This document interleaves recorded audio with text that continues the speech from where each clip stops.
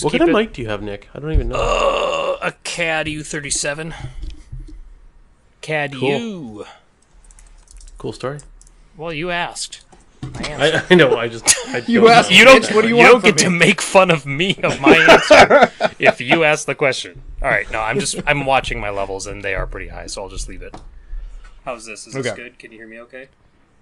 No, now you sound like you're far away. Well, it's because I am for a joke. But all right, I'll let us get started. I'm just so happy to be back, guys. So fucking helpful. Good. Go away now, please.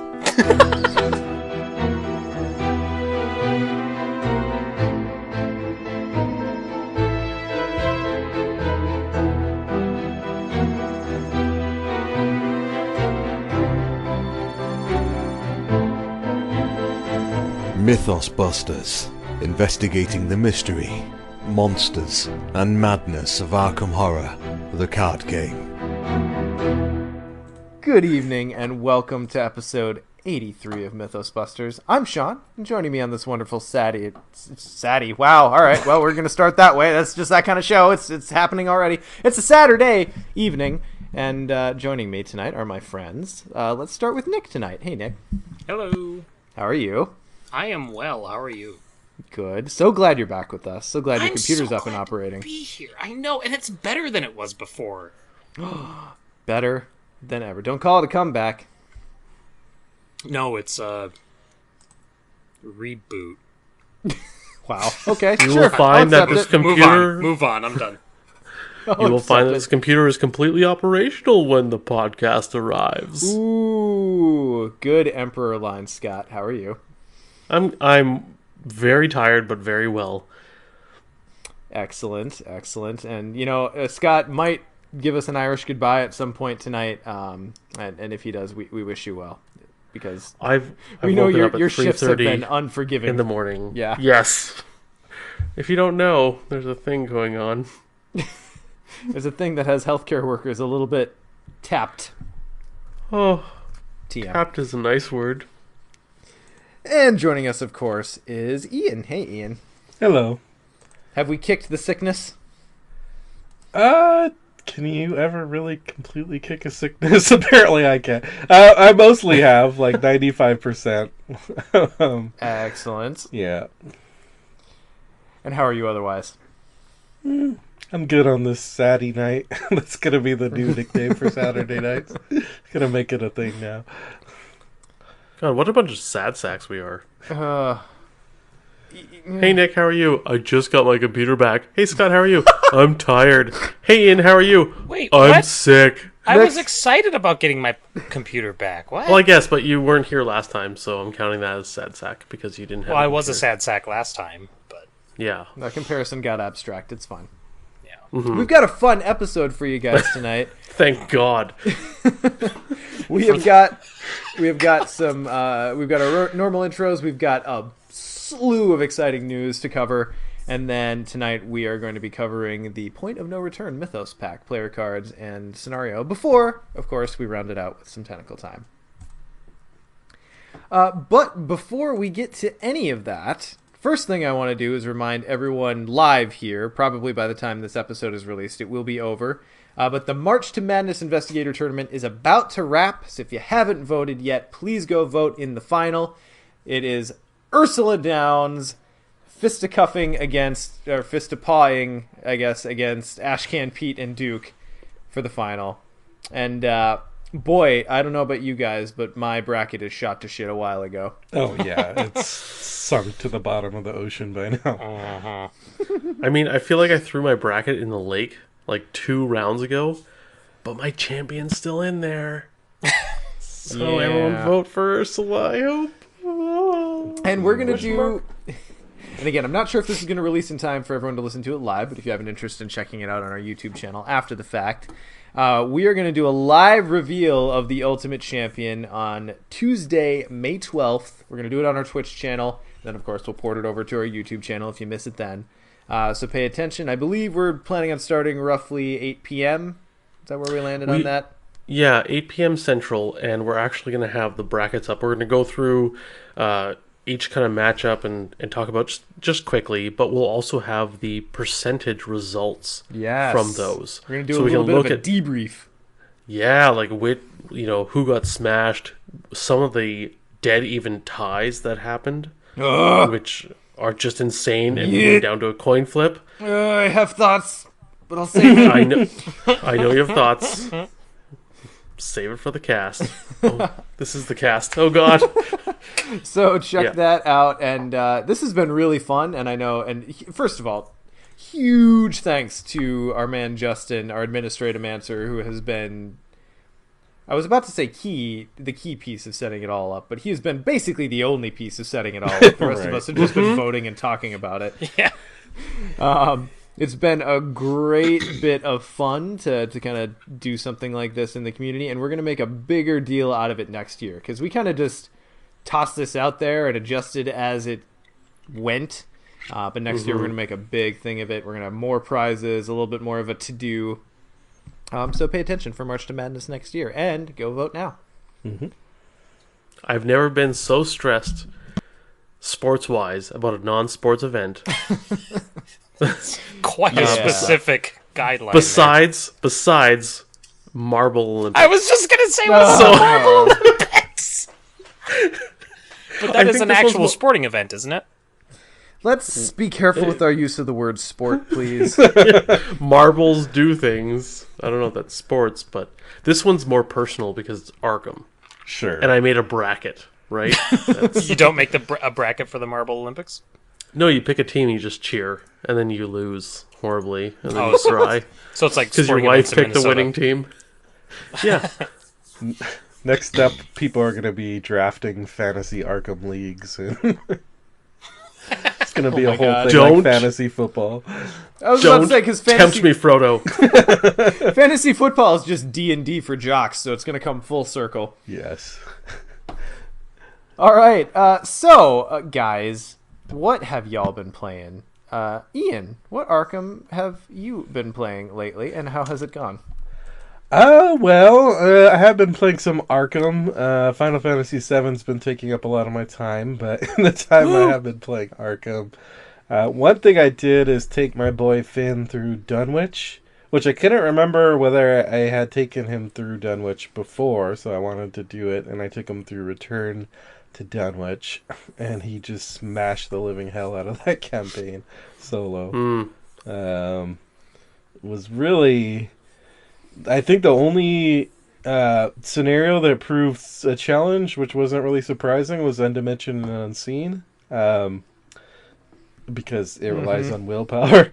But that was also a scenario that just in general for solo I often find challenging, and it's especially the return version with the boosted brood. So I'm like, if I get one and done, I'm good, and that's what he got. And like the only main thing that influences is where Doom awaits, how much time you have, and it just so happens that Finn can kind of blaze through that scenario, so time's not an issue.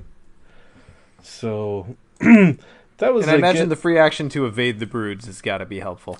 Oh, I was going to say, like, yes. that feels like just like Finn's scenario, except for the willpower part. Right, except for the main part. Yeah, I mean, it's just those little tools like the free evade, like grabbing clues with Lola as a free trigger, even if an enemy's there, like, just all those little pieces are just good in general, but especially good for a scenario like that. I'm trying to remember whether I did anything special with that deck. I think it's kind of like how I imagine Scott's Ursula deck, where you're just kind of refining it over time as new cards come out, but there's nothing really, like, too hugely different. I think other than like Haste has been a really cool Finn card that I've integrated more and more that I enjoy a lot. Ian, I have a question. Do you run one copy or two Of Haste? of Haste? One copy for me. I agree wholeheartedly. I suppose that's In, one like, like every you're never deck. happy to see a second copy of it. No, I never want to see it. Yeah. I want to see one copy. I have Except- really been coming around to the cheeky, or maybe not so cheeky, one of in a lot of decks where there's those utility cards where specifically, if I see it again, I'm sad. And Scott, I think you were maybe instrumental in that, where I have always, just like for consistency's sake, been taking 2 tarot whenever I take a tarot. But you were like, why would you take 2 tarot? The second one's dead. And It I'm is like, a dead dead card. And I'm like, my God, he's right. Unless you're Wendy or Ashcan. Sure. I think those are the only two investigators where you're like, I could go two of. Ashcan can only take... Where are they? I have not learned the Five tarot of card Pentacles, names. I believe, is what you're referring to. Cool. That one, yeah. And Wendy could take... The Moon. The Rogue one. And the Five of Pentacles. Yeah, and so I think being a 7/7, she's better off taking the Rogue one. The Moon. The Moon, you said? Mm-hmm. Because she can also just discard it for a new token draw. Uh-huh. But like, I mean, I think that's about it for double tarot. The tarots don't have skill icons on them, do they? They do not. No. Oh, that's so garbage. Oh, ah. Or if you're running cornered, right? Like if that's your well, yeah, but then yeah. if that's your upgrade plan, yeah. Then That's- everything's unexpected courage and you don't need to look at icons. It's great. I haven't Exactly, taken yeah. a tarot in a long time. I guess I don't miss not having it. They're an interesting option from time to time. Depending on They're like your slot selection. Sure. I like them as an early to mid upgrade, single XP, pick the stat you want that your investigator can take. And occasionally you see it. It's also for something like haste, like it falls into that category for me. If it's a very strong card, a very cool card, but I'm not necessarily like dependent on it, so that's why I'm fine with the one copy. Like there's other extra action stuff in the deck, so if I don't find haste, that's fine. If I do find haste, it's just like a supercharge. All right, haste. That's where we started on this tangent. Thanks for bringing it around. I don't have that tarot card. The main only other Arkham I've been playing is I started a solo Tony. I guess that's called solely now. Solo Tony globetrotting like zealot type thing where I'm gonna do zealot plus as many standalones as I dare to do with Tony and see how far. Boy, I really hope you like your deck to start out. It's a long road to hoe, my friend. Yeah, it's a bit of a slog. I've got through Rougarou so far, which was fine despite his low sanity. But yeah, I always forget how long the Eternal Slumber actually takes to play. Oh my god. Yes. Until I play it again. yeah. See, that's the one I'm unsure of playing with Tony. Which Yeah. I Oh, boy. like that scenario, but every time I play it, I'm like, I don't ever need to play this one again. It really does feel like just an uphill struggle, like the whole time. Yeah, So particularly if you're going high multiplayer count, because yeah. Abyss. But don't get me talking about the Abyss, because it'll be all night. Nick, what Arkham have you been playing? So, with my computer being out of commission for a couple weeks, I have had plenty of time to dig into Arkham, but I instead spent all of that time playing Final Fantasy VII Remake, and I played zero Arkham. I mean, I had a lot of fun, as we'll talk about in Tentacle Time, but... That's fair. All right, well, we'll bump you to Tentacle Time then. Scott, how about you? Well, I had a campaign going through the Circle Undone, and I was playing Tony, who I've really come around to, and not that I was like not liking him before, but I was obviously comparing him to Mark. They both have 5 in combat, and looking at them as combat investigators. And I was quite experienced with Mark, and I've played Tony through a campaign before this. Also, but I was comparing playing- anyone to Mark can be a thing. Because Mark's Right, yeah. a goddamn monster. And I had played Tony as a survivor, and then I played a standalone. Or sorry, was it standalone? No, what did I do? It was Night of the Zealot. I just played Midnight Masks and Devourer. I gave myself 8 XP from. God, was it Gathering. the intro scenario? The Gathering, because I just didn't want to play it. As a solo seeker, Tony, Tink Tank Tony. So I played him a bit. But playing Guardian, Tony, in a 4-player game. And man, Switchblade level 2. And is it reliable or well prepared? Which one gives you the +1 bonus? I can never get those. Reliable. So it reliably gives you a +1 bonus. But I also pack 2 well prepareds in case I lose that Switchblade. But when you're attacking and you're at 9... well maintained, I think. Oh, well maintained. Well prepared is the skill boost. Oh my god. Yes. You're tired. It's fine. We're here for you. We got you. Yeah. Anyways, when you get a Switchblade level 2 with reliable 2 copies on the Switchblade, and you are attacking at 9, It good. as Tony, It's good. it's really good. My other partners in the campaign were Min, Jim, and Rita. And Rita and Tony together. There was... Oh my goodness. What scenario was it? It was the Undimension... No, not Undimension. Union Dissolution. Who's the big bad guy that pops out near the end? Depends on which path you're on. It's the cultist guy. Carl? Sandy? I believe it was him, and he has a bunch of health. Like a lot. Yeah, as Ish. most bosses do. Yeah. Anyways, so it was with Casey, Mr. Trench, and he was Rita. And I had my Switchblade with double reliable on it, and I also had my upgraded Derringer in the other hand. And so for his turn, he... Oh, wait. Are you talking about Union and Dissolution? That would just be the Spectral Watcher, right? Oh, is Union and Dissolution the right one? What's the Clutches of 7th Chaos? scenario? Clutches of Chaos. Okay, yes, Oh, sorry. that- That's I know Sandy. exactly Carry which on. one you're talking. The one Nick Yes. can't remember, yeah. The Circle pandemic and Done one. was 7 scenarios, right? Yeah, Union Dissolution is the that's Circle the island test, one with all yeah. the circle tests. Sorry.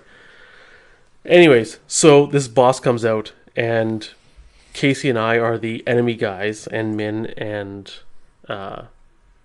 Jim.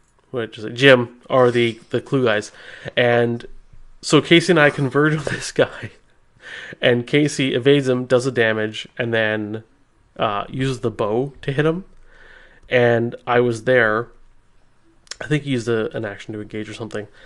And so I had my upgrade Derringer and my upgraded Switchblade with all the reliables on it. And I also had a quick thinking in my hand. So, and he also had a bounty on him. So anyways, I shot him and then I shanked him 5 times. Anyways, he one started blasting. Yeah. So anyways, I started stabbing. shanking.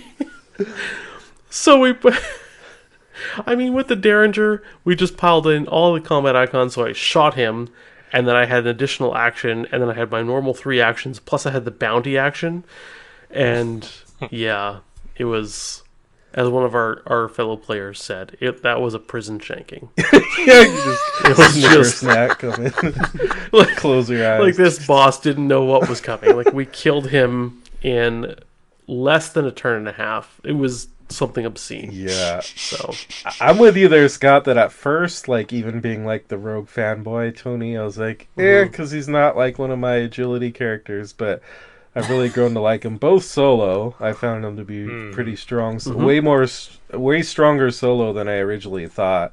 I tend to play him Survivor. But then also, yeah, I haven't played multiplayer, but two-handed as killer, like, I'm really excited to potentially, I haven't like 100% settled on him, but potentially play him in our Iron Man. I think can do a lot of damage. Like, by the time I got to Dream Eaters with him two-handed, I had the Garrett Wire and Delilah and Switchblade, and it's just obscene the amount of damage he could pile on in one turn. as a dedicated killer, he can do some frickin' work. Yeah. I also played another rogue named Skids. And we went and fought this blob that ate too many quarantine snacks. Sean and I Scott, I'm played sitting right here, all right? we played a Tuesday night Arkham on a Thursday, so it was still TNA. We played the blob that ate everything.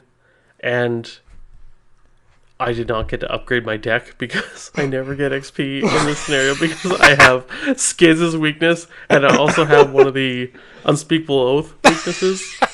Oh no! So I just don't get XP. Scott hasn't gotten to add XP to his deck in 3 scenarios. Oh, So you But just, I have adaptable.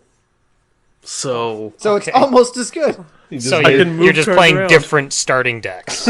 yes, Mom, can we have XP? No, we have XP at home. Shows adaptable. adaptable. Yeah. But that went really well. The only thing I would say about it is I think we got panicked. Yes, Slightly, we did. We did. because we were not doing well.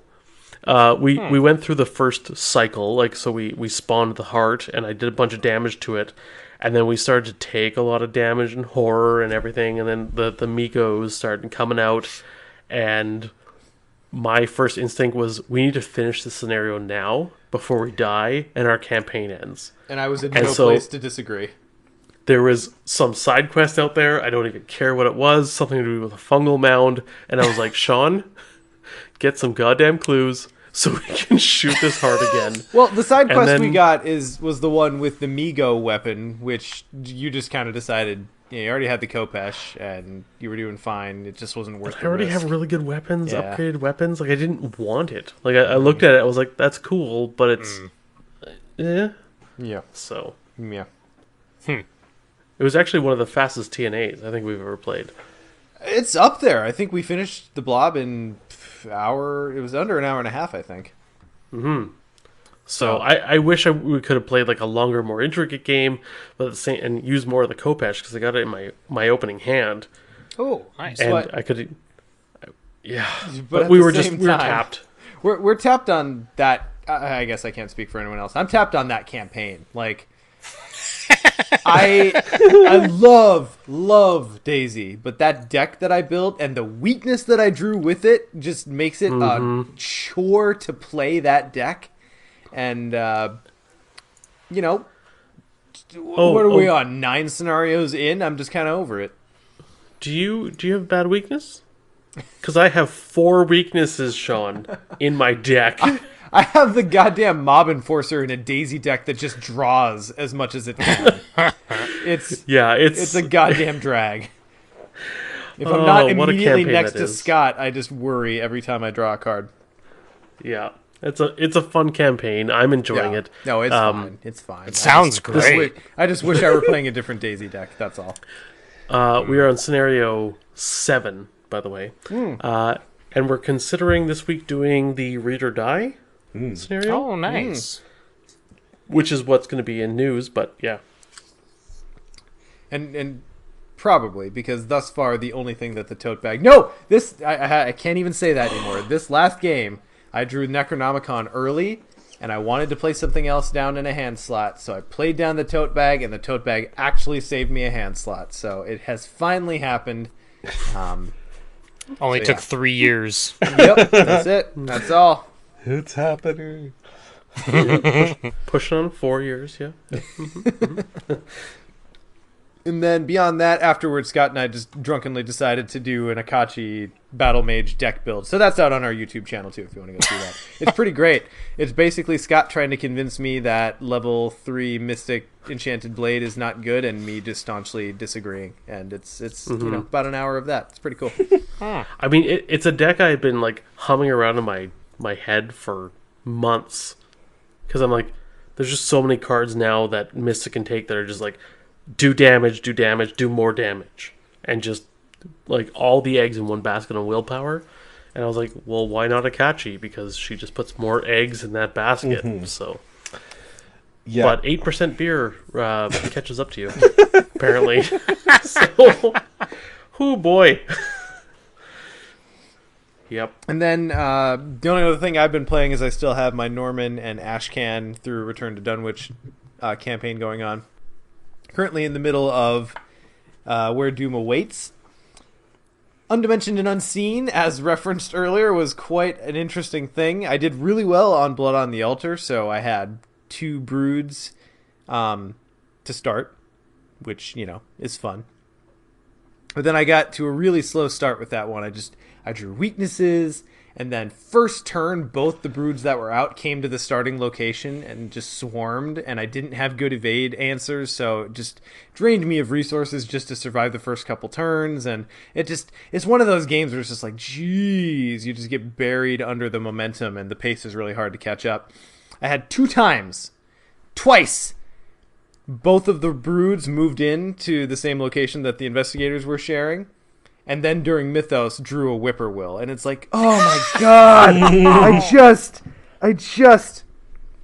But as fate would have it, I also, the Ashcan build that I'm using is kind of purple Ashcan, or as purple as Ashcan can get. And I'm running 2 copies of Spectral Razor in that deck. So, as fate would have it, every time a whippoorwill popped out, Ashcan also had a Spectral Razor ready, which is just, I have found out, a great answer for whippoorwill, because you get that free engage. It's pretty I like the idea that the brood, this giant monstrosity, is lumbering towards you, and then you just see this tiny little bird perched on like its back, and you're like, no, God! Why? And it's just like, or whatever sound whippoorwills make. Sure. Yeah. Mm-hmm. We grew up with whippoorwills in our backyard, Nick. Come on. I don't remember Sleep them. with your windows open, apparently. Must have been playing Clutches of Chaos at that time. I don't know. Yeah. So yeah, and I was just talking with Scott about this, and this is a complete aside, but I just wanted to throw it out there for you guys. You ever get like 3 or 4 scenarios into a campaign and you just get itchy to end it because you're already excited about the next campaign you want to play? Yeah. You That's initially every said 5. campaign for me. You said, I get do you ever 2 get in. 5 into it? Yeah. And I said, do you ever get 3 into a campaign? Yeah. Well, and for the longest time, the 4th scenario, and I think it was the first 3 campaigns, maybe the first 4. The 4th scenario was always like that hurdle, like that was the hump that you had to get over. It was the mid-season finale.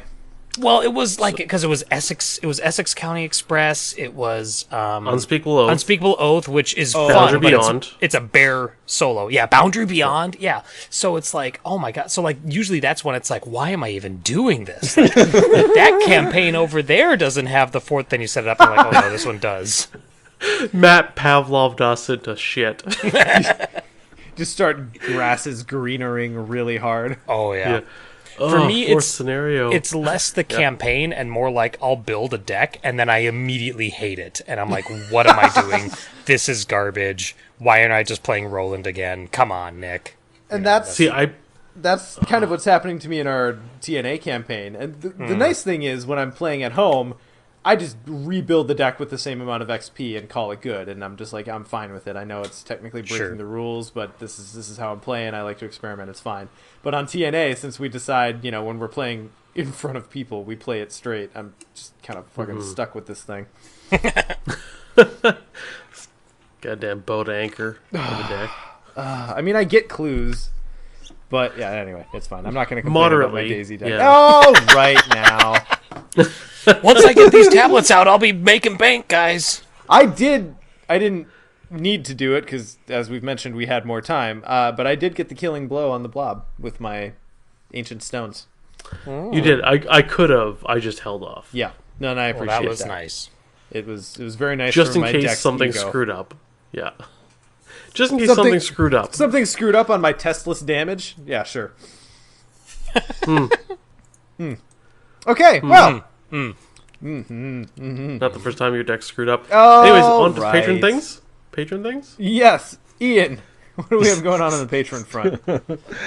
Swing into the rescue here. Awkward walk-in. Just gonna slowly back out of this one.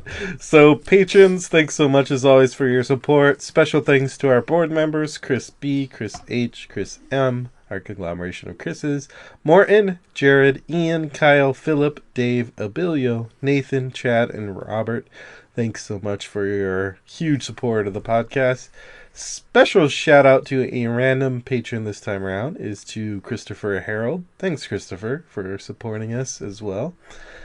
And if you haven't yet seen and traveled to mythosmerch.com, you should, because there's all kinds of Mythos Busters related merch that you can grab. And if you're a patron and you haven't checked it out, make sure you do, because we have special patron merch there, including with the very cool art that we commissioned for Consternation on the Constellation. I'm trying to think if there's not too much new on the front, other than where everyone is just waiting for Gen Con to say whether it's canceled or not.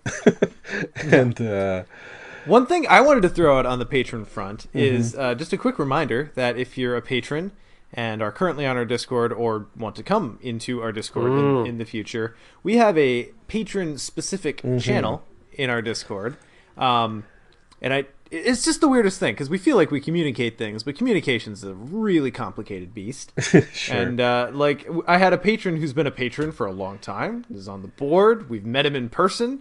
Reach out and be like, "Oh, hey, I didn't know there was a a patron Discord channel. Can I get in?" And it was just like, well, clearly we failed. So, if you're a patron and you'd like access to our patron Discord, just DM anyone on the Mythos Busters team, and we'll hook you up. Or just even at Mythos Busters. Sure. If you're, just come on in. yeah, Or just at everyone. Just just do it. It's a great way to get attention. Yeah, or you the channel is called Pitchforks Raised, so that'll work really well. at me. I'm on like almost all the time, and you won't wake me up because I manage my own alerts. So if I'm sleeping, As you my should. phone doesn't buzz. As you should. Yeah. It's 2020. Yeah, so- I'm generally on a lot of the time, so yeah, either me or Scott. And the nice thing about the patron channel, not only do you get updates, is sometimes it moves at a slower pace than the main Arkham channel, so sometimes the patrons just like, having a nice intimate conversation there. So highly recommended. And finally, we do have a new job title, a new position in the Mythos Busters offices. So Kieran McCreesh is going to be the head of the Taboo Grievance Department, which, oh boy, I don't envy that job. There's a lot of paperwork in the Taboo Grievance Department for sure, and I think 90% has Rook's name on it. I've swung by that office this morning, and the Dropbox just feeds directly into a paper shredder. So that's a good technique there. Yeah. Never mind. Maybe there won't be such a workload after all. Excellent. So we've got a little bit of news to cover. So let's get into it. Ian. Oh wait. Nick, you're doing news now, right? I'm back, yeah. Yeah. I'm back, and I came with some news. Hit it. So, the Innsmouth conspiracy, we all knew that was coming, but we got in-depth, not in-depth, but a medium depth look at it with Matt on Twitch, and then we also got an article released shortly thereafter talking about all the same stuff. So, there's a lot of new stuff in this campaign, beyond, we know what the tokens are. They're Bless and Curse tokens, so whoever had that one, you win the pool, good job. They are not Flotsam and Jetsam tokens, as cool as that would be. He must be saving those for another campaign. But that's really cool. Be. Probably the boat one. But that whole idea that, you can now add tokens to the Chaos Bag for a scenario, and the different investigators will have different effects based on them and all that. I think that's really cool.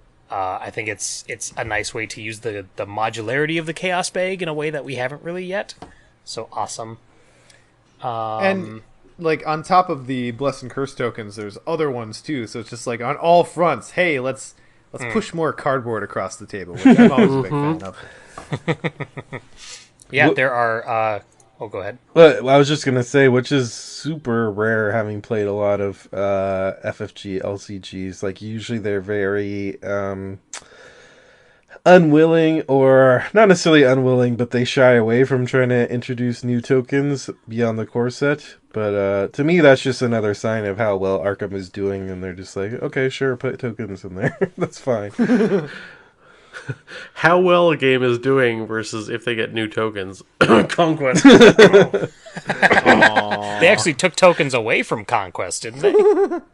Well, they added the infestation for the... God, what are they called? The bugs. Tyranids? Yeah.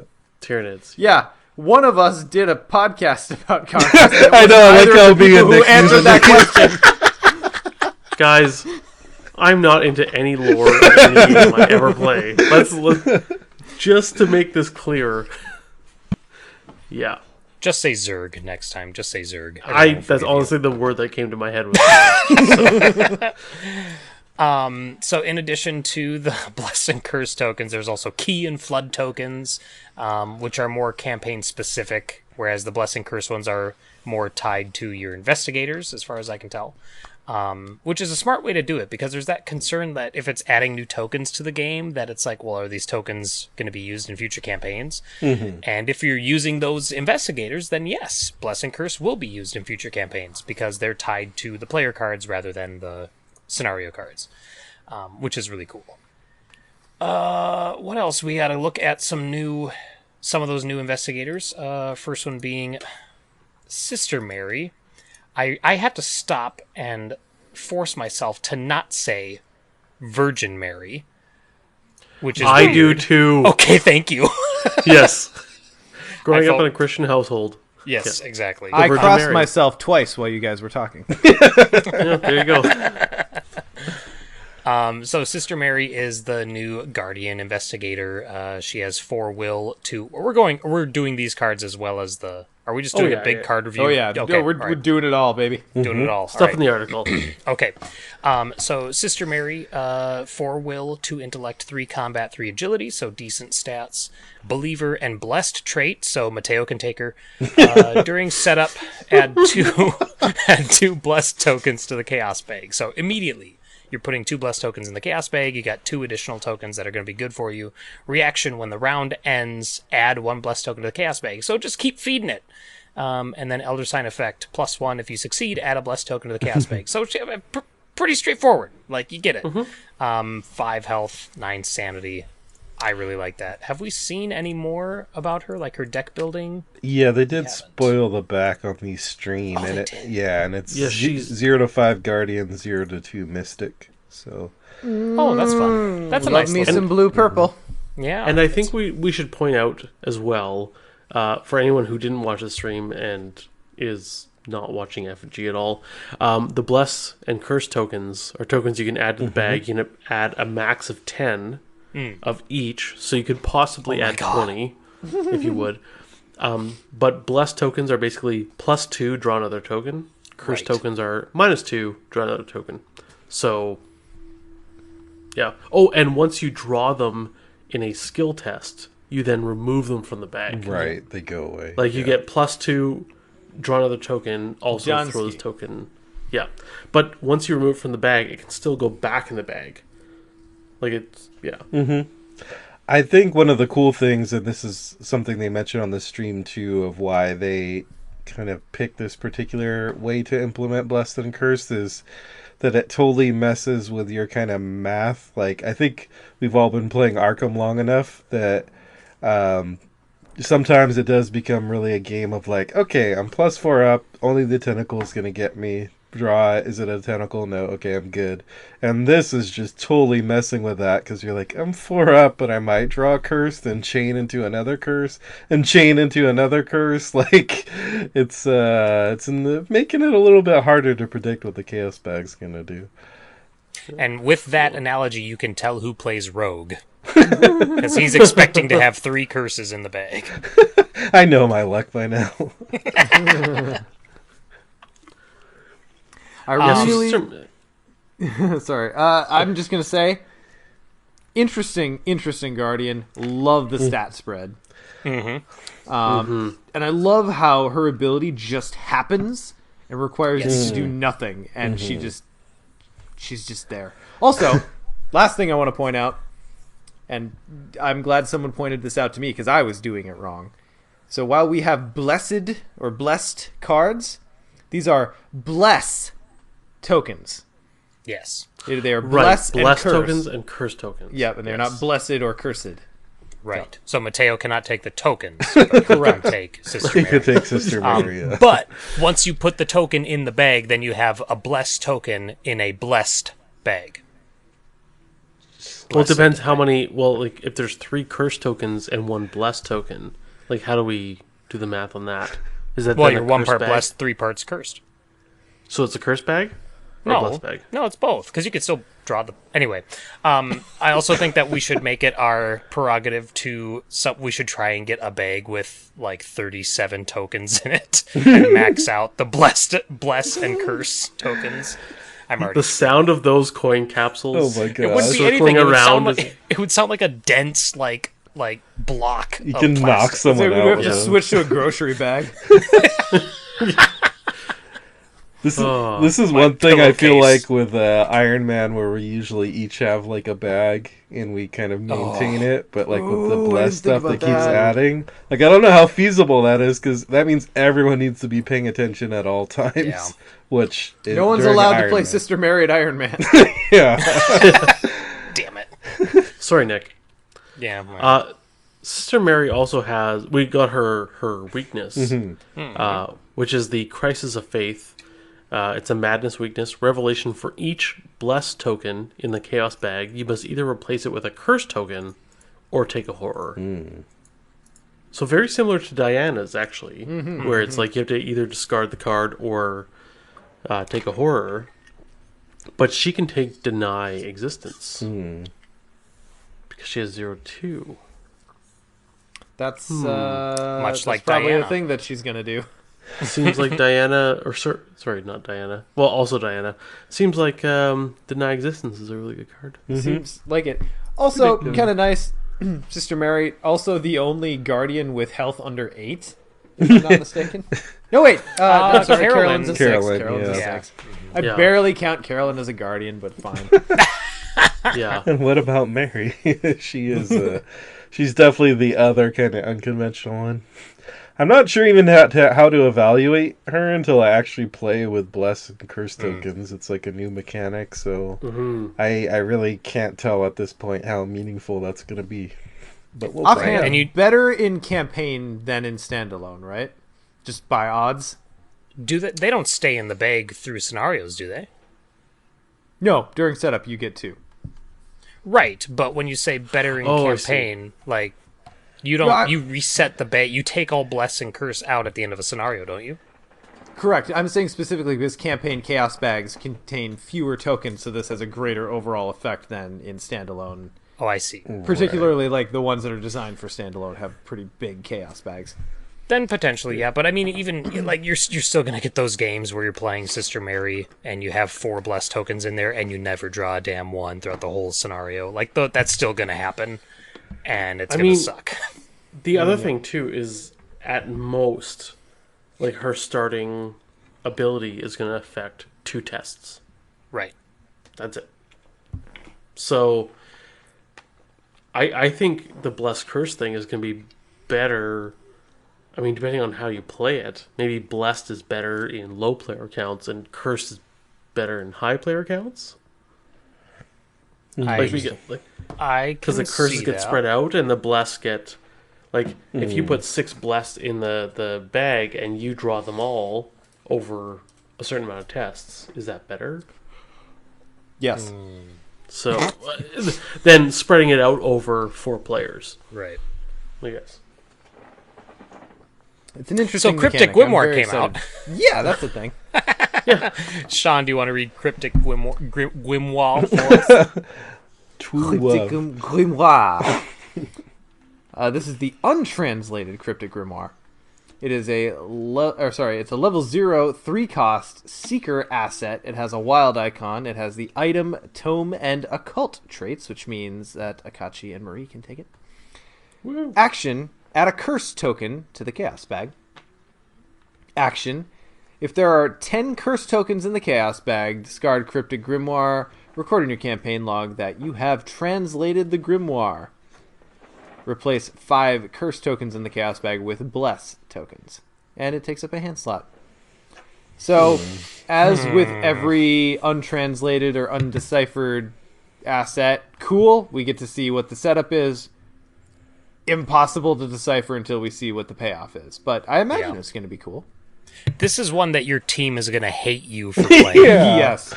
Is your this Well, one? and not only that, but in higher player counts, it's going to be impossible to keep 10 tokens in the bag. That's the Like you're going to be sitting there going like, add token. Guys, stop drawing them, please. Nobody test. And then you get one guy who draws 3 in one test, and you're like, Yeah. So. Yeah. It's going to be a thing. I feel like well, we have to see how easy it is to get curse tokens in the bag through like player card effects. Because if it's just this action, outside of Daisy, that's like very intensive to get 10 in there. Like if it's easy through like other player card effects to get them in, then that changes it. But just like without knowing anything else, it seems like this is a little bit harder than your average kind of seeker asset that needs to be researched or deciphered or whatever. So I'm hoping the payoff reflects that the upgraded versions are really strong. Do you think I'm sorry, Scott, but do you think you could do a solo one where you do this and you just pack your deck full of testless stuff? No? Okay, cool. Well, okay, one sec. There is a rogue card that they spoiled during the stream, and normally we don't read stream cards, but I'm just going to read it. It's Faustian Bargain. It's rogue. It's an event. A bunch of stuff. Anyways, cost 0. As an additional cost to play the bargain, add 2 curse tokens to the chaos bag. Investigators at your location gain a total of 5 resources, distributed as you wish. So we have a card that already adds 2 curse tokens in one go. So I feel like if we have a bunch of cards that add curse tokens, maybe you're not meant to get the Cryptic Grimoire. Maybe you don't need 10 in the bag just from Cryptic Grimoire. You know what I mean? Like it's... Right.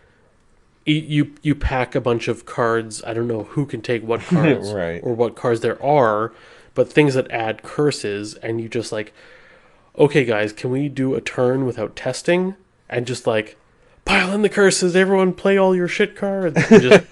It's definitely going to require coordination in multiplayer. Right. That's Absolutely. That's the tough Absolutely. part. Like you have to have a group that kind of is on board for like, let's tweak your deck specifically to have stuff that's going to add a bunch of curses in there so that I can do this. Yeah, and then we're only going to go to half once it's done, right? Like it's 5 curses and 5 blesses, which I mean is good. That's 5 -2s out of the bag, but still. Yeah. Well, and this is not a card you want to bring to a pickup game, I don't think. Probably not, no. Unless it's a grief deck. I was about to say, Yeah. Well, yeah. Oh my god, you just keep stacking them and they're like, why aren't you cashing that in? And you're like, you're right, I should. Add a curse token.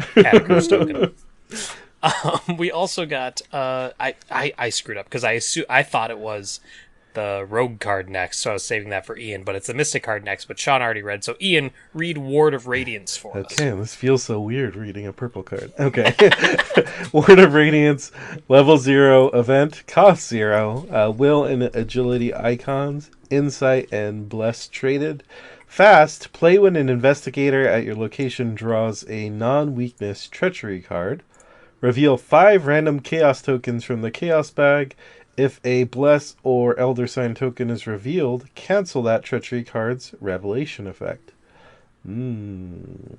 So this is where cards like this and effects like this are where bless is going to be worth, I think, because I was thinking about it when you guys were talking about Grimoire.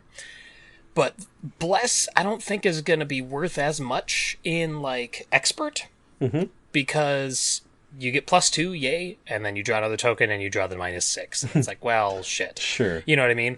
So, whereas something like this, that just looks for those tokens being there, and the more equals higher chance of something good firing off, like, I think that's where you're going to see more of a strength in those blessed tokens. Agreed. Yeah. It's nice kind of having this alternative to Ward of Protection, which is what this is, and it's also another ward, so that makes sense. But I'm just thinking about something like Lord of the Rings, where there was a card called the Test of Will, which just straight up cancels the treachery. And because it's just like, I mean, it just cancels the treachery, that's it. It basically hogged so the design elemental. space, and they tried to introduce other cards that could cancel to varying degrees of effectiveness, but how can you just, like, compete with a Test of Will? So I like seeing this, that there is that design space to introduce an alternative that can hold its own against original Word of Protection if you're obviously playing with stuff that's putting Bless in the Chaos bag, and it has some advantages against Word of Protection in that at level 0 it can cancel someone else's Treachery card, but then it also has that kind of random element. You don't know if it's going to fire or not. Right. So it's For nice free, design. with no horror. Yep. No horror, yeah. Yes. Zero cost. That is nice.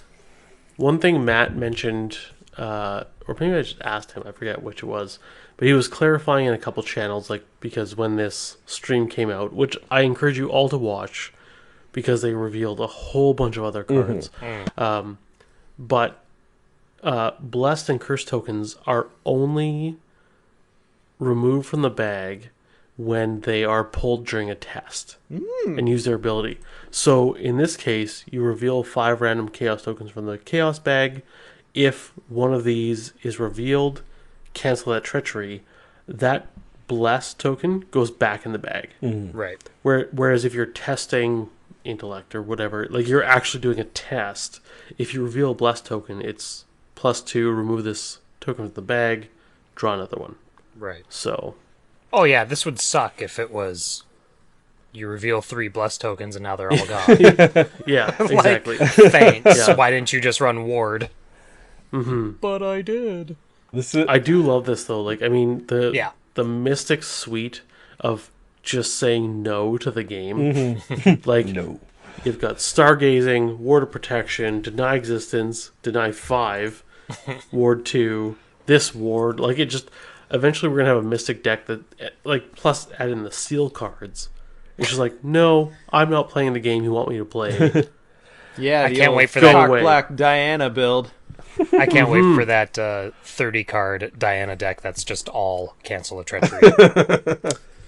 35. I mean, Sorry, 35, yes. yeah. We'll Well, get you there. need 5 cards for dealing with enemies. Yeah, 5 Guardian cards. Just fine.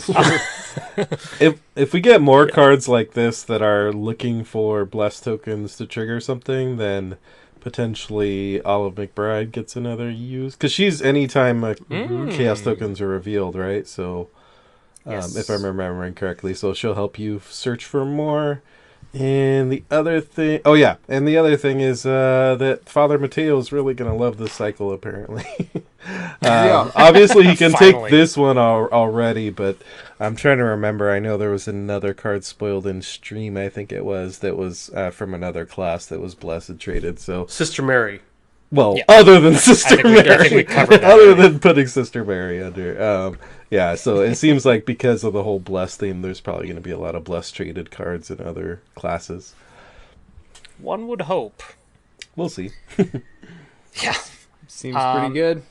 Yeah, so that was that like they said, there's a lot more cards. Like Scott said, there's a lot more cards on the stream. So yeah, if you can go and watch that VOD, you should, because there's a lot more to talk about on there. But we're going to move on to Beyond Our Dimension, which was the next article that we got since our last episode. And this one introduces a new piece of content for Arkham that we have not had before. And best of all, it doesn't cost you anything as long as you have the cards that it requires, which is pretty easy because it's core set and Dunwich stuff. But this is it introduces an alternate or a remix scenario called Read or Die, which is a Daisy.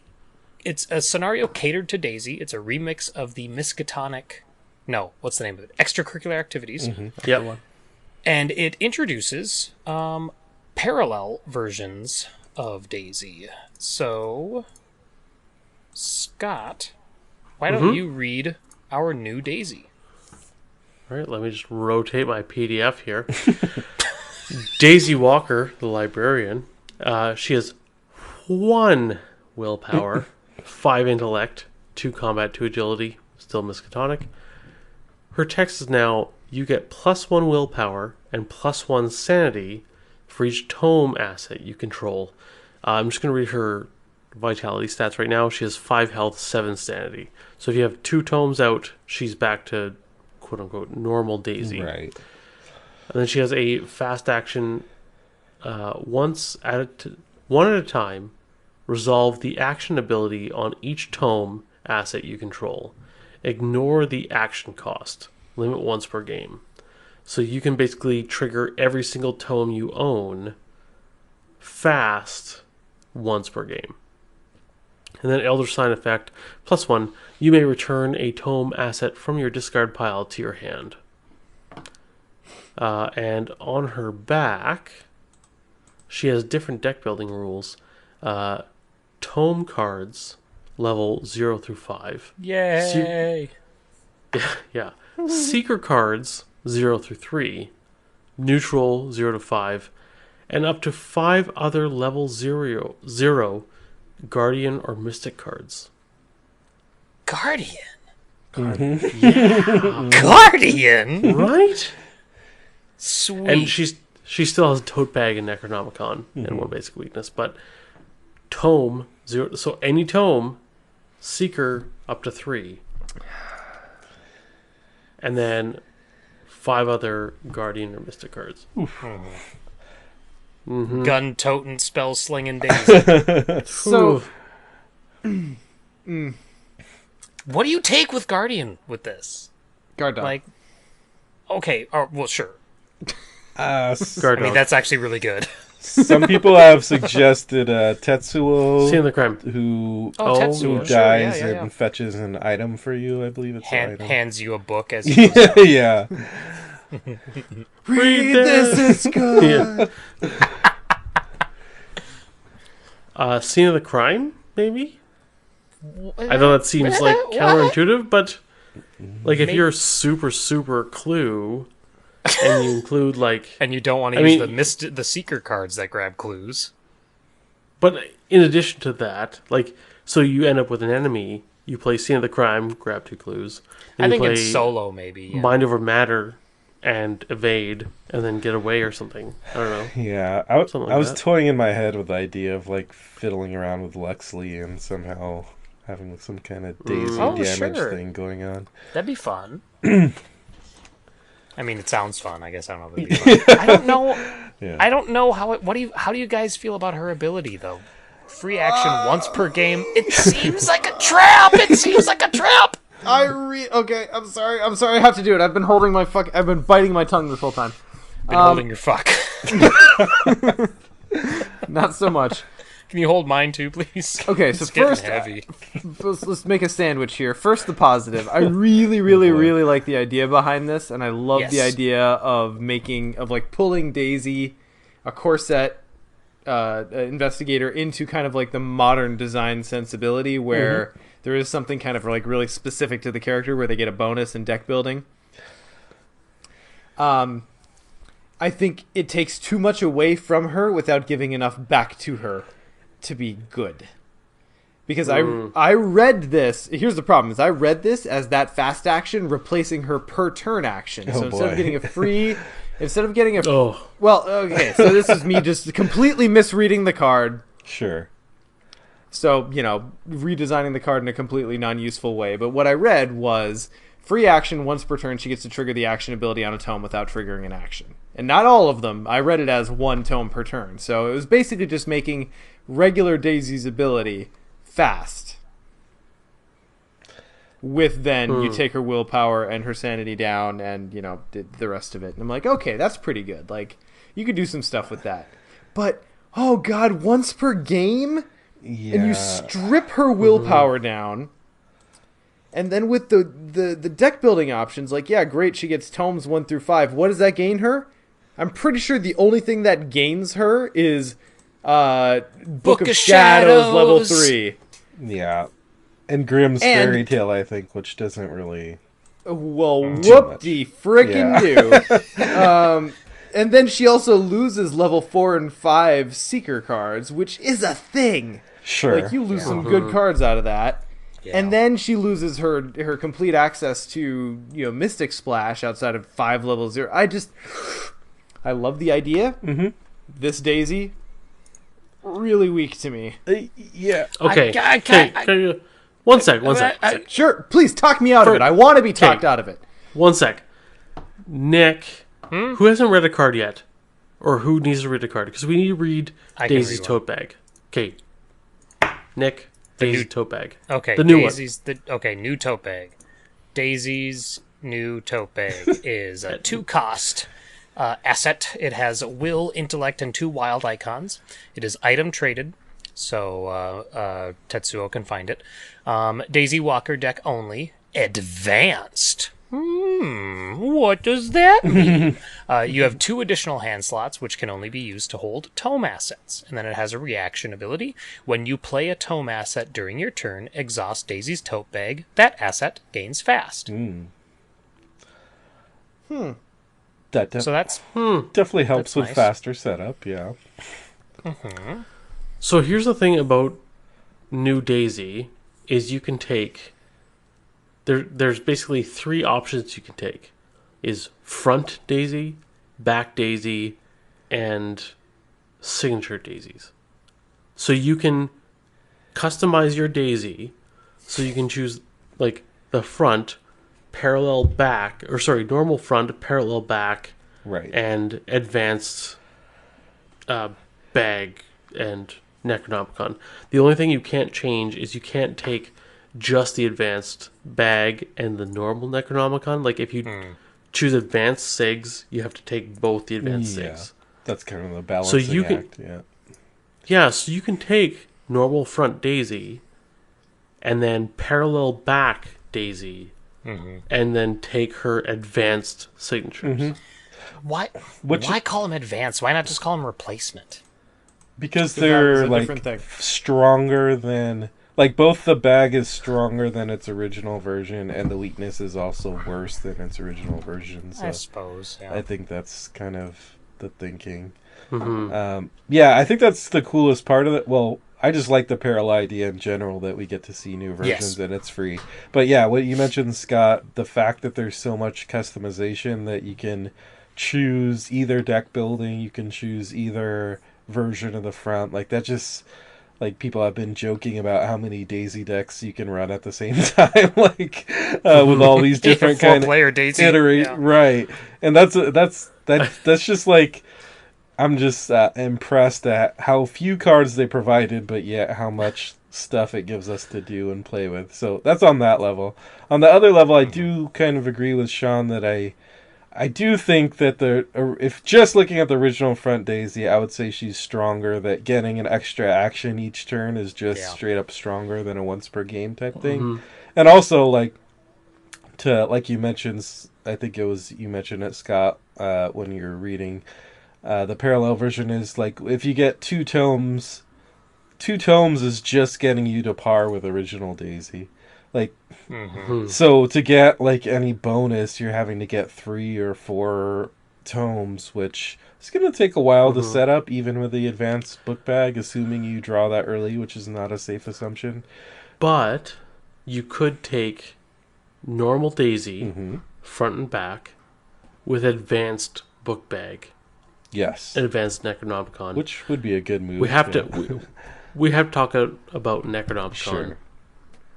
Who's the next up for reading? I can Ian, read it's it. you. Yeah. Ian. Go ahead. Necronomicon, still John D. translation. No cost asset, obviously, because it's a weakness. Item in tome traded. Advanced. Revelation, put this card into play in your threat area with 3 horror on it. So that hasn't changed. Cannot leave play while it has 1 or more horror on it. While it is in play, treat each elder sign you reveal on a chaos token as a cultist, a tablet, and an elder thing, and resolve all 3. Action, move 1 horror from this card to Daisy. Then if this card has no horror on it, discard it, takes up a hand slot. So for those who don't remember, the only thing really that has changed here is that the Elder Sign, instead of just being an auto-fail, is now resolving all 3 of these kind of bad stuff tokens, including their effects. Everything about the skull.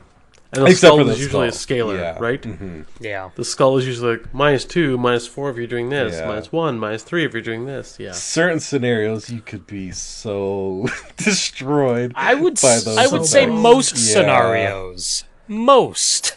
Because a lot of, especially in the later scenario, like the more recent ones, a lot of the cultist ones are reveal another token. I hate those. Yeah. So you're probably going to be pulling 4 tokens with this Necronomicon.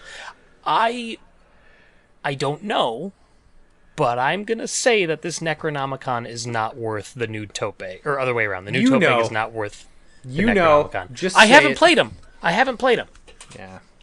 But I don't feel like it's worth it. Maybe with Front Daisy, because you can spend your extra action to clear this out quickly, hopefully. But with Classic Daisy? with Classic Daisy, yeah. Sure. Mm-hmm. And this one is action. 'Cause isn't the original one Free you have to action. exhaust it? No. No. Oh, no, the it's an original- action, but you don't exhaust it. No, you can do it. I'm pretty sure you can do it as much as you want. But the original I Necronomicon? think sure. so. I'll double check, but I think it's the same.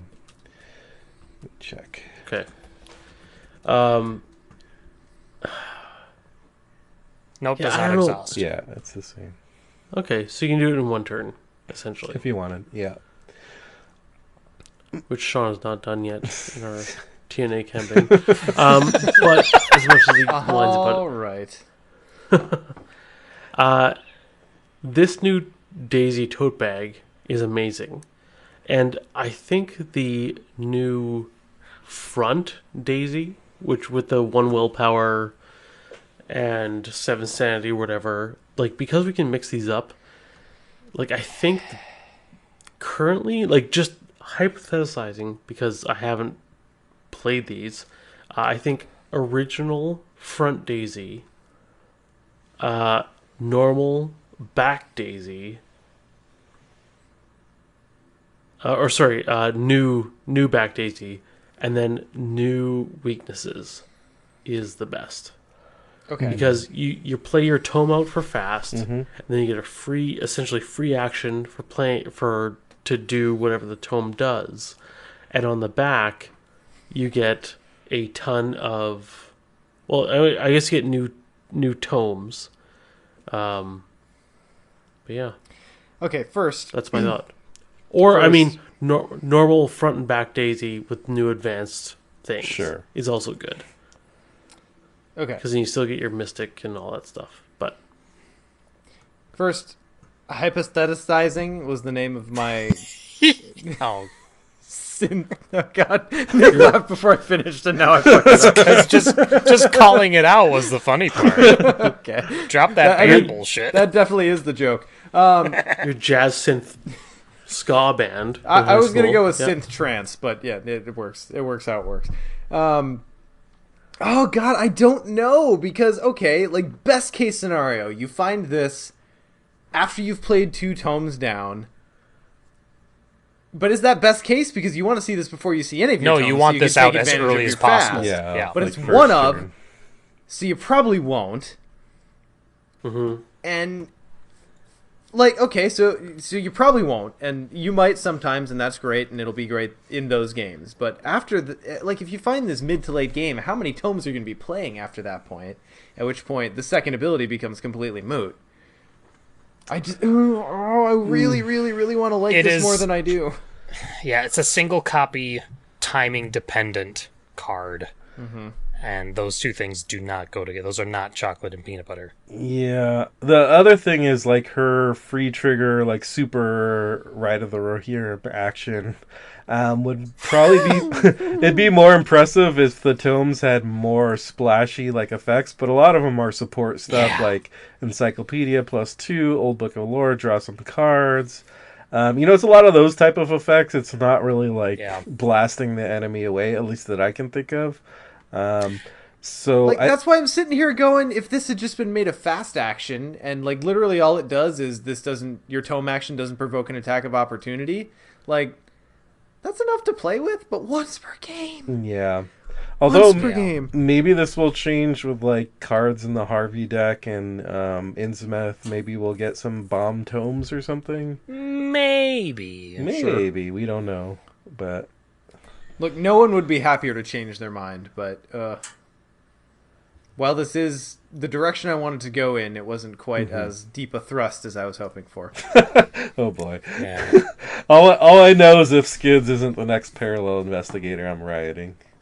I want to see Mark. I want to see upgraded. Well, okay, I want to see upgraded Heirloom of Viperborea, but I don't want to see upgraded Dark Memory. Oh, yeah. Oof.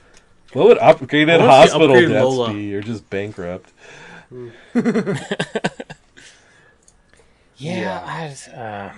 Daisy. I'd love to see upgraded Lola. Yeah, It's upgraded Lola is just 5 new versions of Lola, and each one is one class.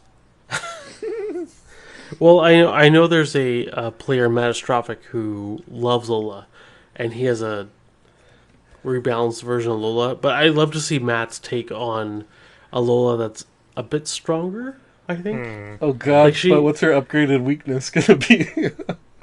The Advanced Discard your version? deck. Oh gosh. like the same thing, just everything gets stronger. The thing is, like, Lola is a weaker investigator who, and I remember I was listening to an old episode of ours where we were like, man, one day she's gonna break the game and it's gonna be amazing. sweet summer And- children. Oh my god. Because we thought, like, access to 3 of everything, something's gonna come up, but it hasn't. And Well, because that she's requires just the too ability slow. to play a combo, and when your Yeah. ability is literally, hey, you can't play a combo. yeah. Now Or we're your I don't combo's locked behind drawing your signature cards. In the right order. Yeah. we're plunging down into another Lola bat. Oh god, I'm sorry. Okay, no, yeah, pull up, sorry, pull up. sorry. It's so easy. It's so easy. Stay on target. Loosen up. I mean, I think since these are parallel, like print and play, then maybe that's also a little bit of carte blanche for some experimentation on someone like Lola, and to take a little bit of a chance that maybe it might end up getting broken. But let's just see what a different Lola ability might look Dude, like. look, I'm going to throw this out there as a player, and since there's so much about this game that's kind of based on RPGs, I'd rather a little too powerful than a little underpowered. Like, one of those scenarios is way more fun than the other, even if it's imbalanced. You'd rather a Mark than a Skids. Yes, I would. I would agree. And I have. To a point, though, because I think, like, because Matt is doing the taboo list once every campaign, Sure. like, if you put out something that's, like, game-busting broken in a deluxe box, we have to wait 6 months for it to get, like, curtailed? I don't No, Yeah. no, you don't. that's No, you fine, don't. though, you isn't can it? choose to stop playing it at any time. I just want That's- to remind that- everyone that that's enough. Okay, Yeah, I But- haven't but played here's- Key of Ease since the first time I played it, so... but here's the thing. The whole thing about the taboo list that is so amazing Mm-hmm. is, like, when Sean, back in the day when you and I would play Lord of the Rings at different worlds things. Oh, now you're just going to make me sad. You just sold your collection.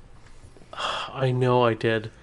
Remember that game with you, me, and Varun, and that other guy that I totally forget the name of? It Francesco? was like 4 hours long. Yeah. No, it wasn't just. Isn't that every No, I Lord said, of the I said Rings game? Francesco. It was Francesco from Germany. Oh, Francesco. Yes, sorry. That game was one of the best Lord of the Rings games I've ever had. Anyways, the thing about Lord of the Rings is there's a bunch of people who have a bunch of house rules. And everyone's like, oh, are you playing Steward of Gondor? Are you playing this card or whatnot? The thing about Taboo is it aligns everyone, right? Like there's a giant house rule that everyone knows of. So you go, or almost everyone does. But if they don't know of it, you know that they are not playing that. Does that make sense? Right. Like you go to a table, hey, you guys playing Taboo? What's Taboo? Cool. I'll bring this deck. Right? Yeah. Like that's the end of the conversation. Yeah. It sets the temperature, and you know what the temperature is. Yeah, so I love the taboo list. I Agreed. absolutely love it. Agree. And I play by it religiously now.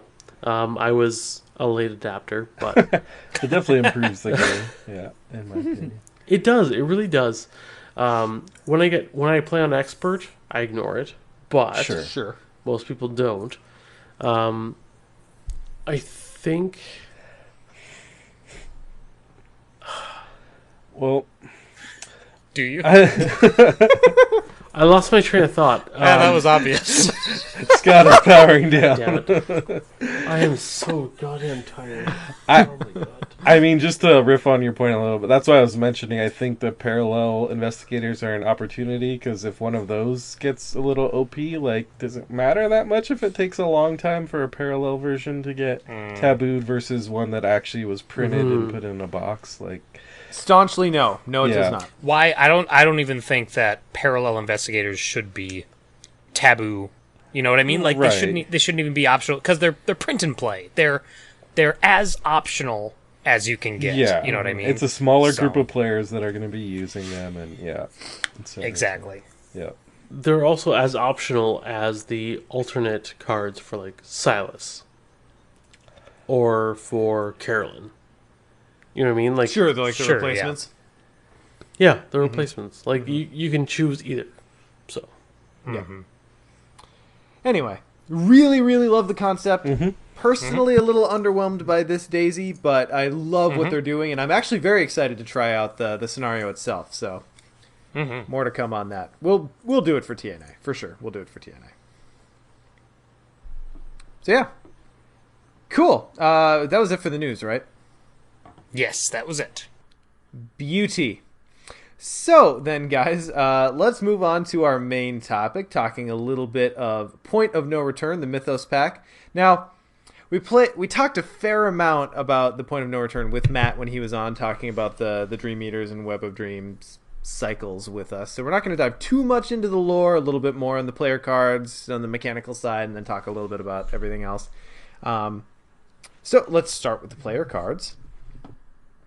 Nick, care to rescue us from whatever was going on before? Sorry, I'm such a half-hearted segue. Rescue me from this segue, Nick. Okay, all right. Heroic Rescue Level 2 is a Level 2 Guardian event. That sounded better in my head. Zero costed, has a will icon, combat icon, agility icon, spirit, and tactic traded. Game text reads, fast. Play when a non-elite enemy would attack another investigator at your location or a connecting location. Move to that location if you're not already there. Engage that enemy and resolve its attack against you instead, then deal it 1 damage. I like it. It's a notable step up from the original. It only costs 2 experience. Pretty much just like 3-player plus, right? I mean, maybe 2, but I don't know. Yeah. Overall, I like it. I haven't used it though, so. I feel like this fits a place with like anyone who's playing dedicated killer in a high multiplayer account game. I mean, like you said, that extra move is kind of, I feel like, the main addition to this versus level 0 heroic rescue. Move and engage, because I don't the- think Zero had engaged, did it? I can't recall. It might have. I think it's engage and like resolve the attack against you. I don't know, but it's been a long time since I've actually looked at heroic rescue. Yeah, it is engage that enemy and resolve Okay, its attack right. against you. Okay. Yeah. Yeah, I like it. I wouldn't play it in like every deck, but No. dedicated killing and like you'd love to spend actions moving around to kill things. This seems good. Feels okay. Yep. Like it's super okay card.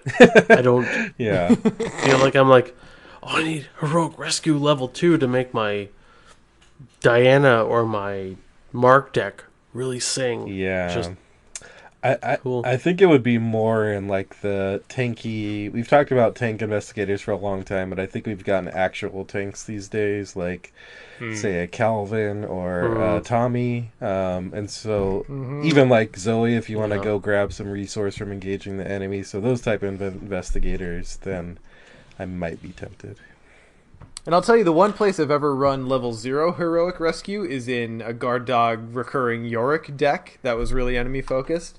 And with the extra move, yeah, this one fits right in. Also, I mean, like, just taking the cost down to 0, that can't be understated. Yeah. It's pretty sweet. It plays in a Dark Horse deck, guys. Sure. Right? People still play Dark Horse, right? I mean, Sean, you're really leading us into this next card. Oh. A good thing it's Leadership, which is a level 2 Guardian skill. It has 1 wild icon. It is practiced traded. And while Leadership is committed to a skill test being performed by another investigator, it gains 1 willpower and 1 wild icon. If this test is successful, gain 2 resources. If Leadership is committed to a skill test being performed by another investigator, that investigator also gains 2 resources. Okay. This was like Matt saw the reaction to Leadership and was like, "You want more? Fine, here's more. Oh wait, that's still not good enough. Then here's more. Like, you just take more. Just because there's so many lines of text added to this card, and it's still it's a little less niche than the other one, and the other one had a niche that was exactly 0. This one has a niche of like 0.2 in my opinion. Like I don't know how I'm measuring niches. 0.2 Corey's with a protractor, probably. Yeah, well, like you do. I don't know. I don't know if I play this one either. I like the flexibility of a wild icon. If successful, not by X amount, but if successful, gain 2 resources. Like if this was a level 0 skill, wild icon, if successful, gain 2 resources, it would probably get played in some decks. And then with the added ability to gain extra icons if you commit it elsewhere, and then if you commit it elsewhere, the other person also gains icons. You know, I could see putting this in a certain 4-player. decks. Yeah. So I think this might work in 2-player games where you're playing a Guardian who is like kill, versus and your other player is a Mystic who is clue, right? Sure. So, or willpower, as sure, mystics are wont to be. It's also practice, so practice make perfect. I don't know how much that comes into play, but yeah, is practice makes perfect only a test you're committing or you're doing? No, a skill test at your location. Okay, I dig. I wonder how much of this is psychological too, and I know this applies to me, of like, how often when we're building our decks are we thinking about skills and icons in terms of committing them for other people? Like maybe more multiplayer-minded people might, but in general I'm thinking about what icons I need in my deck and what like effects I need. So like I think it is like if it was level 0, like want just a wild and get 2 resources, sure, like it's resources for a test you're already doing.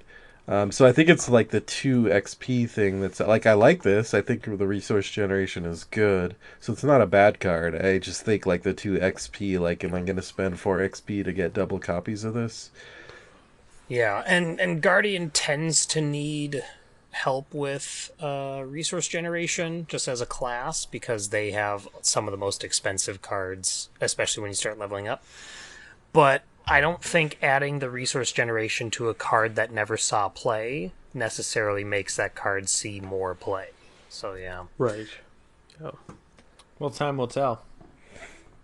I mean, this has been out for a while, hasn't it? Have you guys played it? No, I haven't. I have not either. You know, someday I do dream to play it though. I might write about it a little bit. Do you have a journal that you scribe into? Or I think we're to Ian. Are we? I went into a state there. Dream Diary. Dreams of an Explorer is a 2-cost level 3 seeker asset with a will icon and an agility icon. It has the item, tome, and charm traits. You can only include this asset in your deck by upgrading it from Dream Diary Untranslated, and only if you have interpreted the dreams in your campaign log. While you are at a location with at least 4 Shroud, your Essence of the Dream gains 2 wild icons. And when your turn begins, search your bonded cards for Essence of the Dream and add it to your hand, and this takes up a hand slot. Essence of the Dream has, what, 2 wild icons to begin with? Yeah, It does. Yeah. I'm looking it up now because I don't remember. Yeah, 2 wild. Two? Okay. So I think we need to read the other 2. Well, Okay. Sure, they're all kind of the same. You mean So to we- compare and contrast? Yeah, like they're all the same but different. Scott, go ahead with the next one. Dreams of the Madman, as I am.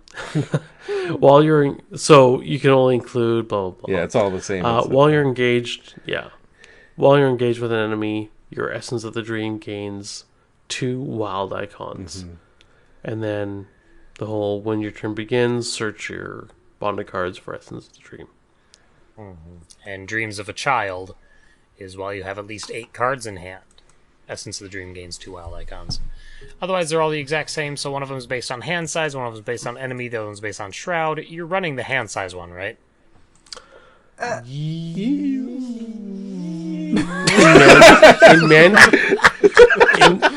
So Sounded like a really, really bad orchestra tuning. So in Mandy, I'm running the hand size one. Sure. But in my Super Solo Ursula one, I'm doing the, I believe it is Explorer? Yeah, the Shroud one. No, not the Shroud one. The Madman. Madman. Oh, Yeah. interesting. Because, so with, like, Ursula Solo, again, the deck I published, it does everything I want, and then the automatic reaction of when your turn begins, gain unexpected courage. Yeah. And if you happen to be engaged with an enemy, which is the worst thing ever, I see. you now get 2 additional icons.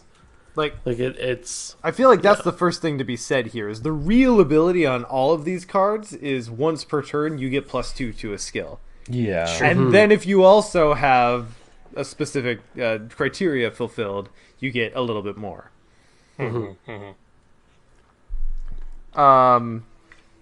Beyond that, has anyone actually played with these in a campaign yet?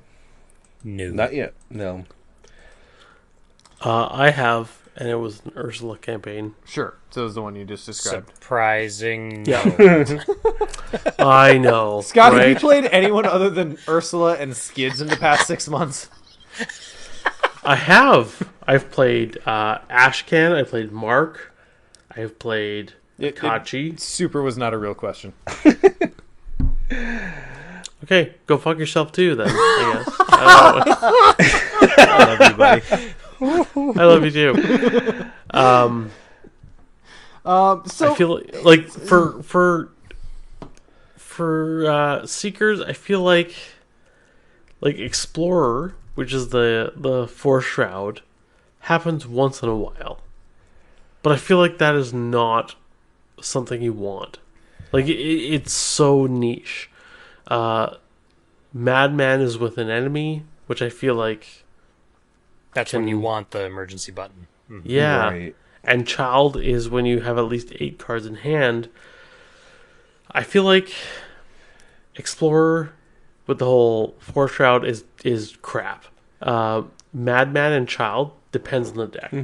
Madman I would- is...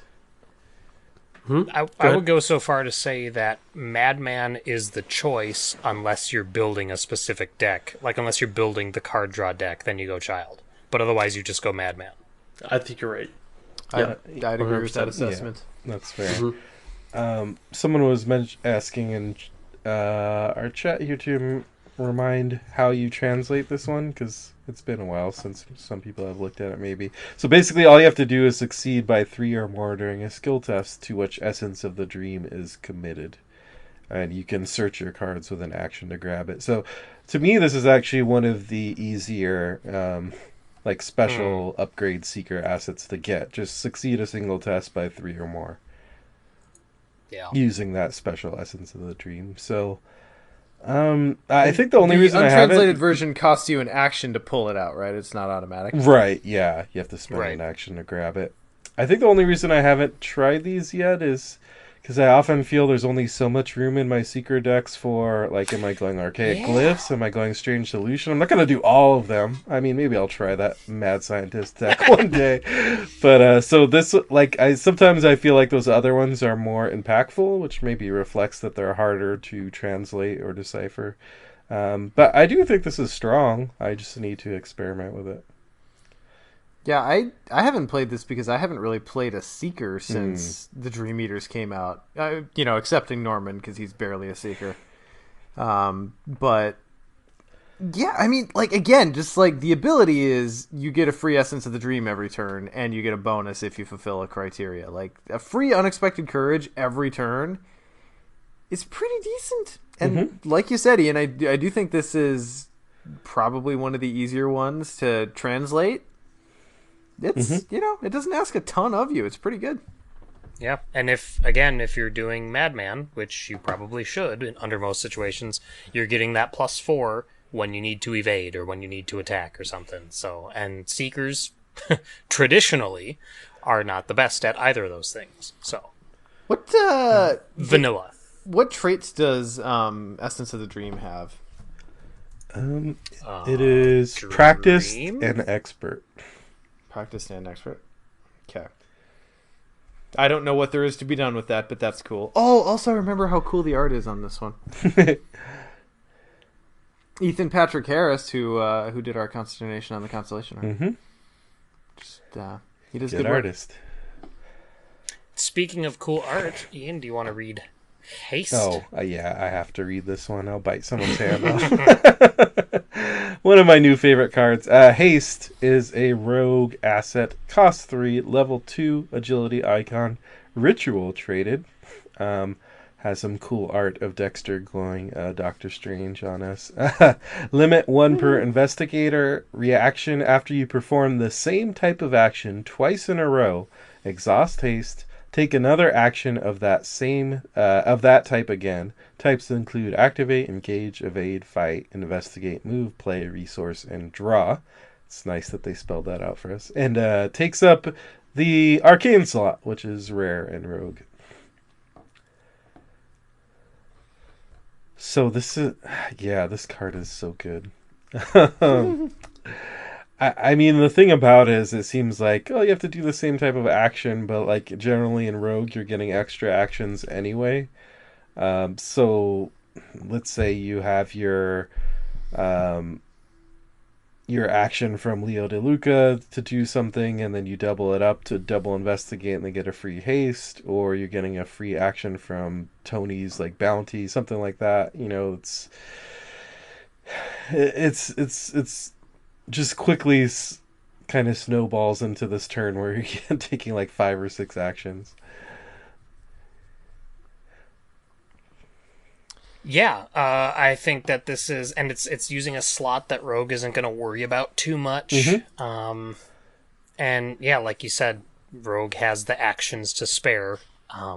So I like this a lot. So then also point of interest, this works if you're just, I mean, it says it in the card, but I think I asked the question, and I think other people have asked the question.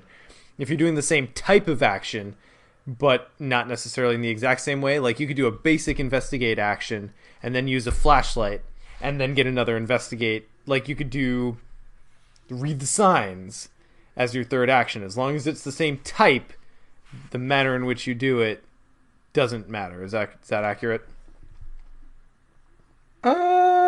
No, I'm trying to think because you're activating the flashlight to use the investigate. So is that counting as an activate action? It's an investigate action. It is a type of action.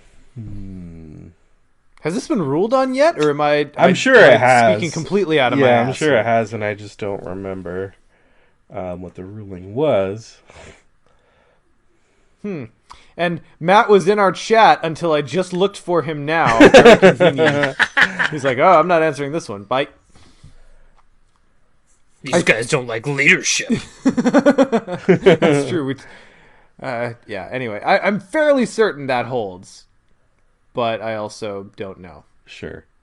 We will. If it does, great for this card. That's really cool. Yeah. And even without it, it's has a lot of uses I've found.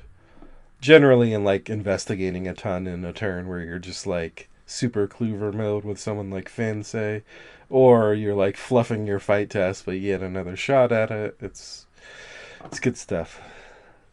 I think activate would probably be the most, generally speaking, which is not a good way to speak because it doesn't really accomplish anything. But generally speaking, the activate one would be the most useful, right? Because there's going to be more opportunities for you to do activations multiple times in a turn, right? Right. Yeah. And I think looking at just quickly checking as an update, I think it counts as both an activate and investigate, so you can kind of choose which one. The flashlight. Yeah. So if you're doing a flashlight, like if you do it twice, you can, as your extra action from haste, you can do another activate, or you could do another investigate. That's my kind of quick looking over the ruling. That's also... Go on.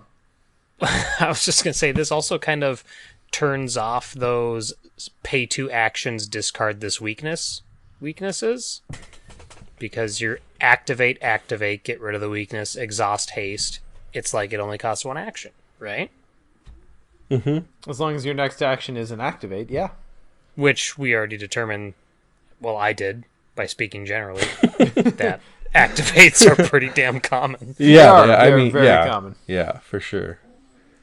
And that is also very interesting that that certain actions can have more than one type. There's probably some fuckery to be had there. I'm not smart enough for it. Anyway, seems like a really good card. I've yet to try it myself. It's in my upcoming Sticky Fingers Jenny deck, though, so here we go. Yep, really good, and 2 XP is a bargain, in my opinion. Okay, and we're getting confirmation from Scott, who said he was going to bed, but is still in chat, that the double action arrow on a weakness is still just 1 activate action that costs you 2 actions. So I was wrong. Okay, that's fair. But hey, at least we prevented ourselves from spreading misinformation. That was a very daredevil move to go out on a limb and say those things, Nick. Daredevil is a level 2 rogue skill. We've already been over this one, so we can go quick. Sure. It has one wild icon, fortune practice traded. After you commit Daredevil to a skill test, reveal cards from the top of your deck. Until you reveal a rogue skill card, you can commit to this test. Commit it, shuffle each other revealed card back into your deck. So ignore those weaknesses. Oh, Daredevil's good. I like it. But it's also one I think that we kind of determined last time we talked about it, that it's better if you go light on skills in your deck and just get those skills that you want to trigger, like those special rogue ones that you want to go. Like, you don't want to do this with double or nothing in your deck.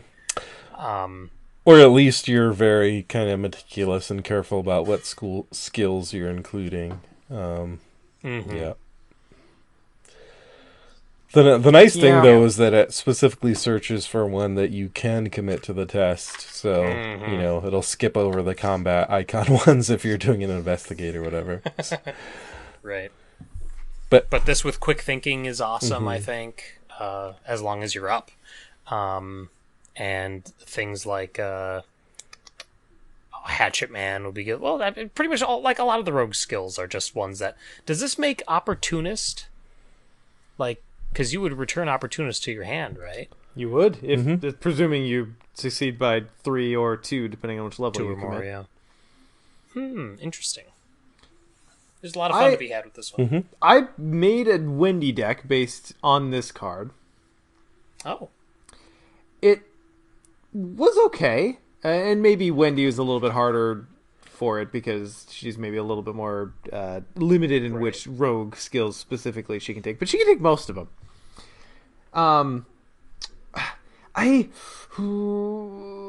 Like, my instinct is that there are maybe skills out there for most investigators that kind of do more for 2 XP. But Sure. This isn't bad. This isn't bad by any stretch. It gives you a wild and goes and fetches something else. You can grab a quick thinking. You can grab a... what were the other kind of big targets? Watch this. Watch this. Depending on your skill. And all in if you're going that route. Yes, all in. All in is the one that Wendy couldn't take, and I really wanted to.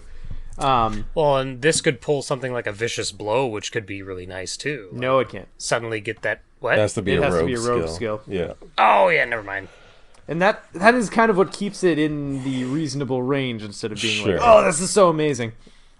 Which is fine. There's Yeah. nothing wrong with that. But I expect that this will be a mainstay in Winifred Hammerbuck. Yeah. It's Oh, kind of like of an course, extra yeah. signature for her, basically.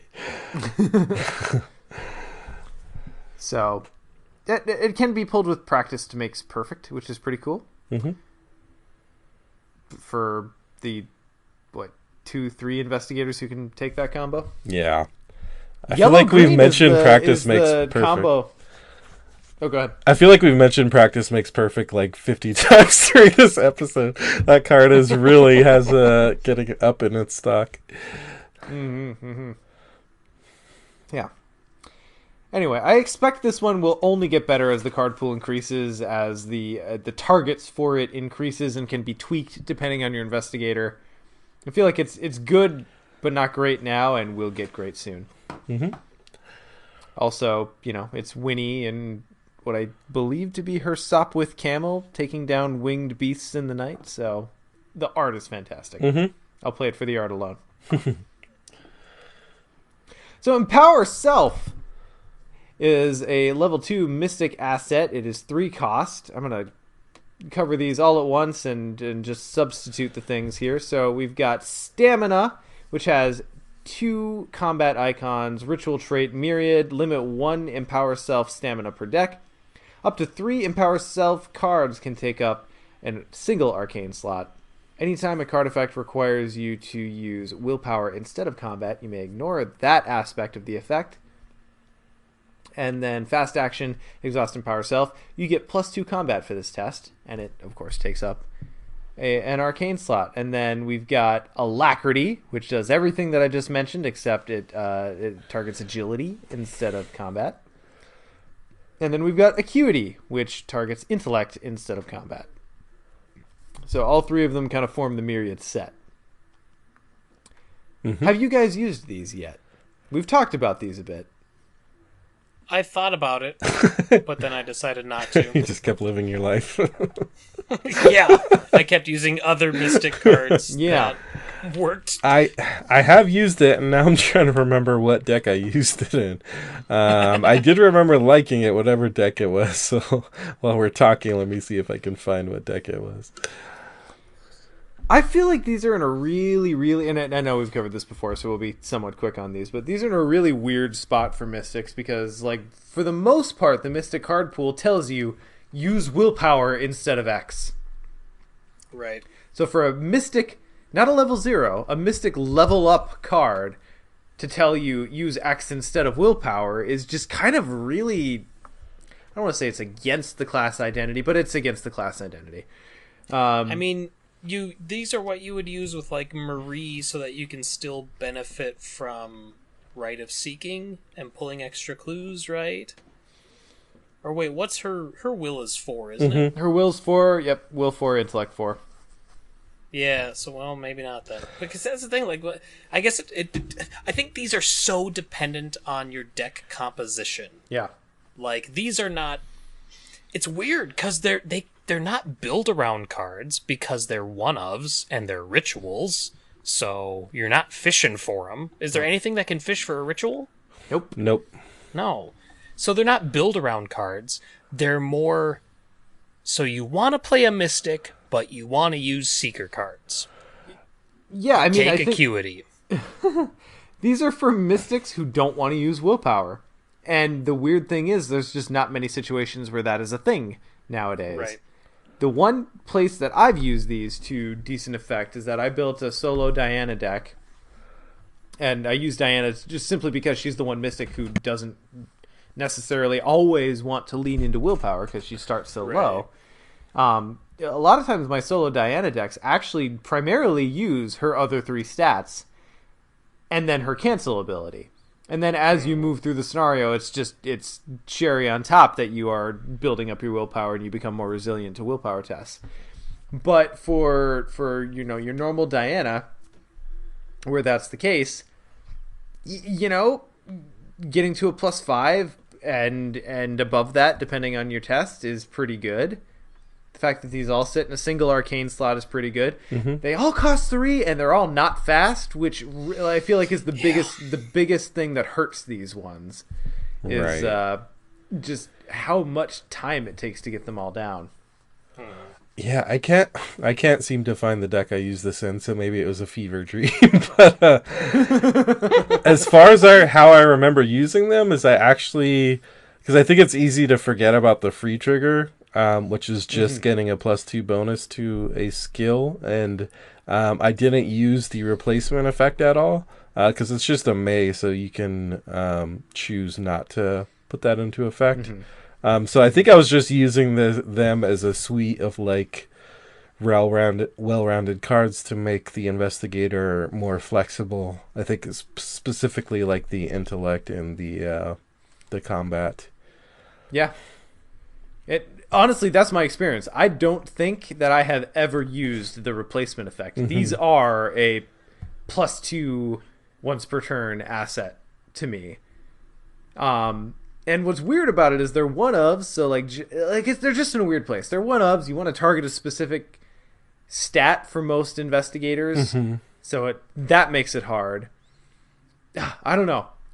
Maybe an investigator will come along that really makes these sing, but they're in just a really weird niche place at the moment for me. They work, but most mystics will just not want to do this at all. Yeah. These ones are thinkers. I think there's gonna come along some good uses for some very tricky uses that are not easy to see straight up. But I mean, if we get another low willpower mystic that has some gimmick to make spells work, then maybe this slots in there. But Diana's the best argument I can make at this point. Because I'm thinking of someone like we looked at today, like Sister Mary, who can take 0 to 2 mystic.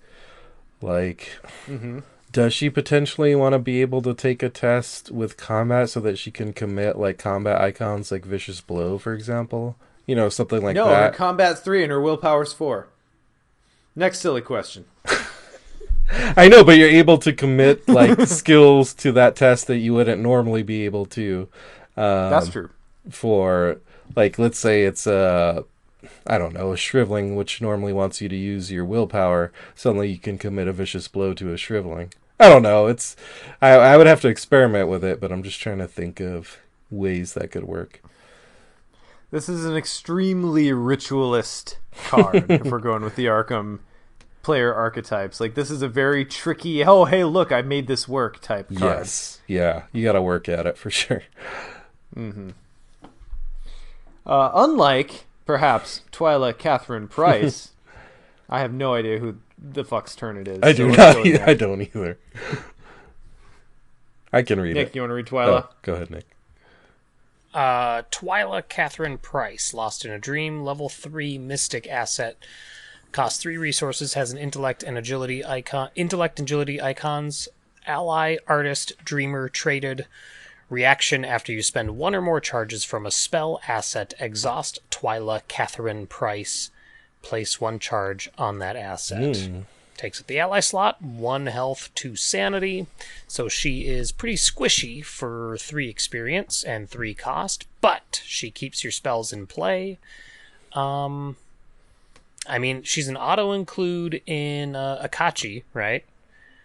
And then I think everyone else, it just depends on the spells you're running, but if you're running spells with charges, why not? Yeah, I mean, I've actually asked that same question of myself recently, and I think maybe it depends in Akachi. It depends on your build, of course. If you're building so that you keep one spell out and you just continue to suck, what's the efficiency out of it, then yeah. Akachi's also like her ability is a free charge of Twyla, so maybe it's redundant. But either way, if you're running spells with charges and your whole thing is I'm going high willpower and just doing everything with willpower, I mean, why would you not just want to keep those spells stocked? If there was an ally in Guardian which just added ammo to guns after you used them, like that ally would get played, and I'm not talking about Venturer. So yeah, I I mean, like in Mystic, keeping your spells charged is generally a good thing, unless you're going some kind of route where you're using some of the spells that don't really use charges. But otherwise, like I remember experimenting with Killer Battle Mage Akachi at Arkham Knights last year, and it worked really well. But I do remember times wishing that I had something that could keep me topped off on spells, because I'm trying to remember the group I was playing with, but I was really being leaned on heavily to do a lot of the combat. And so when you're in that position as the Mystic, there may come a time when you're getting tight on charges. So if this asset was around at that time, I definitely would have taken her. yeah, I mean she's just kind of pretty simply good, isn't she? Mm-hmm. Yeah. Unlike, I would argue, A Glimmer of Hope, which took me a good long while to come around on. So, A Glimmer of Hope is a level 0 survivor event. It costs 1. It has 1 wild icon. It has the Blessed and Fortune traits, so Mateo can take it, Rex can't. Myriad traded, and A Glimmer of Hope can only be played from your discard pile. Add all copies of A Glimmer of Hope in your discard pile to your hand, including this copy. So 3 of in your deck. I don't like you play 0 or 3 of, right? Yeah, for sure. Okay. This one I slept on. This one is like, oh, okay, it's kind of cool in Patrice. Like you can pay 1 resource and maybe pull 2 to 3 wild icons back to your hand for a turn. That's pretty neat. But in the investigators like Wendy or Ashcan, or any other or anyone who's running Cornered as a key card, any of those investigators where you're looking to discard cards from your hand for a cool effect, whether it's readying Duke or seeing a new Chaos token or procking Cornered, to spend 1 resource and get 2 to 3 cards back to your hand is pretty solid. Yeah. Agreed. I mean, I think even beyond that, that's the obvious fit, but I would even say that this in investigators that don't rely on discarding to trigger other effects, because you can just commit this and get +1 to a skill test. Sure, to anything. And then do it again, and then do it again, and then pull them all back to get a big 3 to a single test. Like, I think that this is the only downside with that is then you're devoting 3 copies, you're devoting 3 cards in your deck to just, like, single boosts most of the time, and then occasionally you'll get a big boost every so often. But I still think it works like that. I know I used it, I'm trying to remember who I used it in, and I cannot remember. So I don't have an example, so I'm going to stop talking. Yeah, I think the times I don't use it, it's just a matter of deck space, and again, it's that Myriad thing of like three feels like such a huge number of cards in a deck, and so it's not anything about Glimmer of Hope. It's usually that I need other cards. Literally a tenth of most decks. What was that? It's literally a tenth of most decks. Yeah, and it doesn't. It's like 1 more card than 2, but it's so significant and throws off my card count so often. So yeah, when I don't include it, it's usually not about the card. It's just that I need other stuff more. But the times I have used a Glimmer of Hope, it has been, yeah, like you said, Nick. It's a wild icon, so you can commit it to literally any test in the game. Yeah. And Mateo can take it. And Mateo can take it. Though I don't know that he does, if I'm being honest. Like, it's cool that he can. I don't think he does very often. I don't know what Mateo takes. Like, I honestly don't. Mateo doesn't know what Mateo takes. I've never played him. I don't know. Well, let's make an expeditious retreat from this Mythos pack. Nick. Most half-hearted handoff. Expeditious Retreat is a level 1 survivor skill. It has an agility icon. You were holding back a band joke about half-hearted. I totally was. It was my anarchy. Feel it. It was my anarchy punk band in high school. I could feel it, and like I knew it was there, and then you did that sniff or whatever you did, and I was like, "Oh my god!" That was literally me putting my hand over my mouth. I'm like, "No, this is like my fucking third one this episode. I can't do it." We're gonna have an intervention for you now. Okay, where was I? Innate and developed traded max 1 reminder, because you might have forgotten it as 1 agility icon. Max 1 committed per skill test. Game text reads, while Expeditious Retreat is committed during a basic evade action, it gains agility, and the text. If this test is successful by 2 or more, you may automatically evade another enemy at your location. So it is the not the complete of the suite, but we have the combat, the investigate, and the agility versions of these sort of skills. And much like the other two, this one is good, I think. 1 experience for 2 evades when you need it, plus 3 agility, which is going to be the more useful part of it. I don't know how this is a multiplayer card, right? Like that's when you're seeing those multiple enemies at one location. So Right. I feel like this one's most analogous to Survival Instinct, which Ian, as the champion of agility and the evade mechanic in general, Yes. how often do you find yourself running Survival Instinct? It depends on the investigator is the easy answer. I use it with Rita because it's like it's almost like being able to double up on her ability if you're able to use Survival Instinct to move, but then you're also using her ability to ping. So for that reason I like it. But I think I don't use it that much, but I think that's also partially a reflection of just a lot of not playing a lot of multiplayer and playing more solo in that respect. Yeah, and for this one too, I think that's also the case. Like Expeditious Retreat, I think is more of a multiplayer card. Like if it was Rita Iron Man again, I probably would definitely take this because I think there was a lot of scenarios where I was just sitting on a location evading like 2 or 3 enemies each turn. it did happen frequently. Yes. I think that's kind of a pit that evade sort of falls into, because like with damage and with clues, there's an easy way to up the power. Like if you're going to make a leveled up card, easiest way to do it is to deal 1 extra damage, gain 1 extra clue. With evade, that analogy, the easiest way to translate that would be to evade an additional enemy, but then you're immediately sequestering that to like, okay, I guess I will only use this in 3+ players. Which is kind of a shame, because I think there are other fun ways to do it, to power up evade that don't require that. But at the same time, it's also just satisfying that this just like completes that suite of 3 cards. Do you think we'll get a willpower one? And if we do, what would it do? Like I don't know if we'll ever see a will. I doubt it, because willpower is the odd man out here. This is like enhancing your 3 basic actions. And there is no basic action for willpower. I also really like all 3 of these skills in Silas specifically, because if you make the test but you don't quite hit the succeed by 2, you can just pull it back.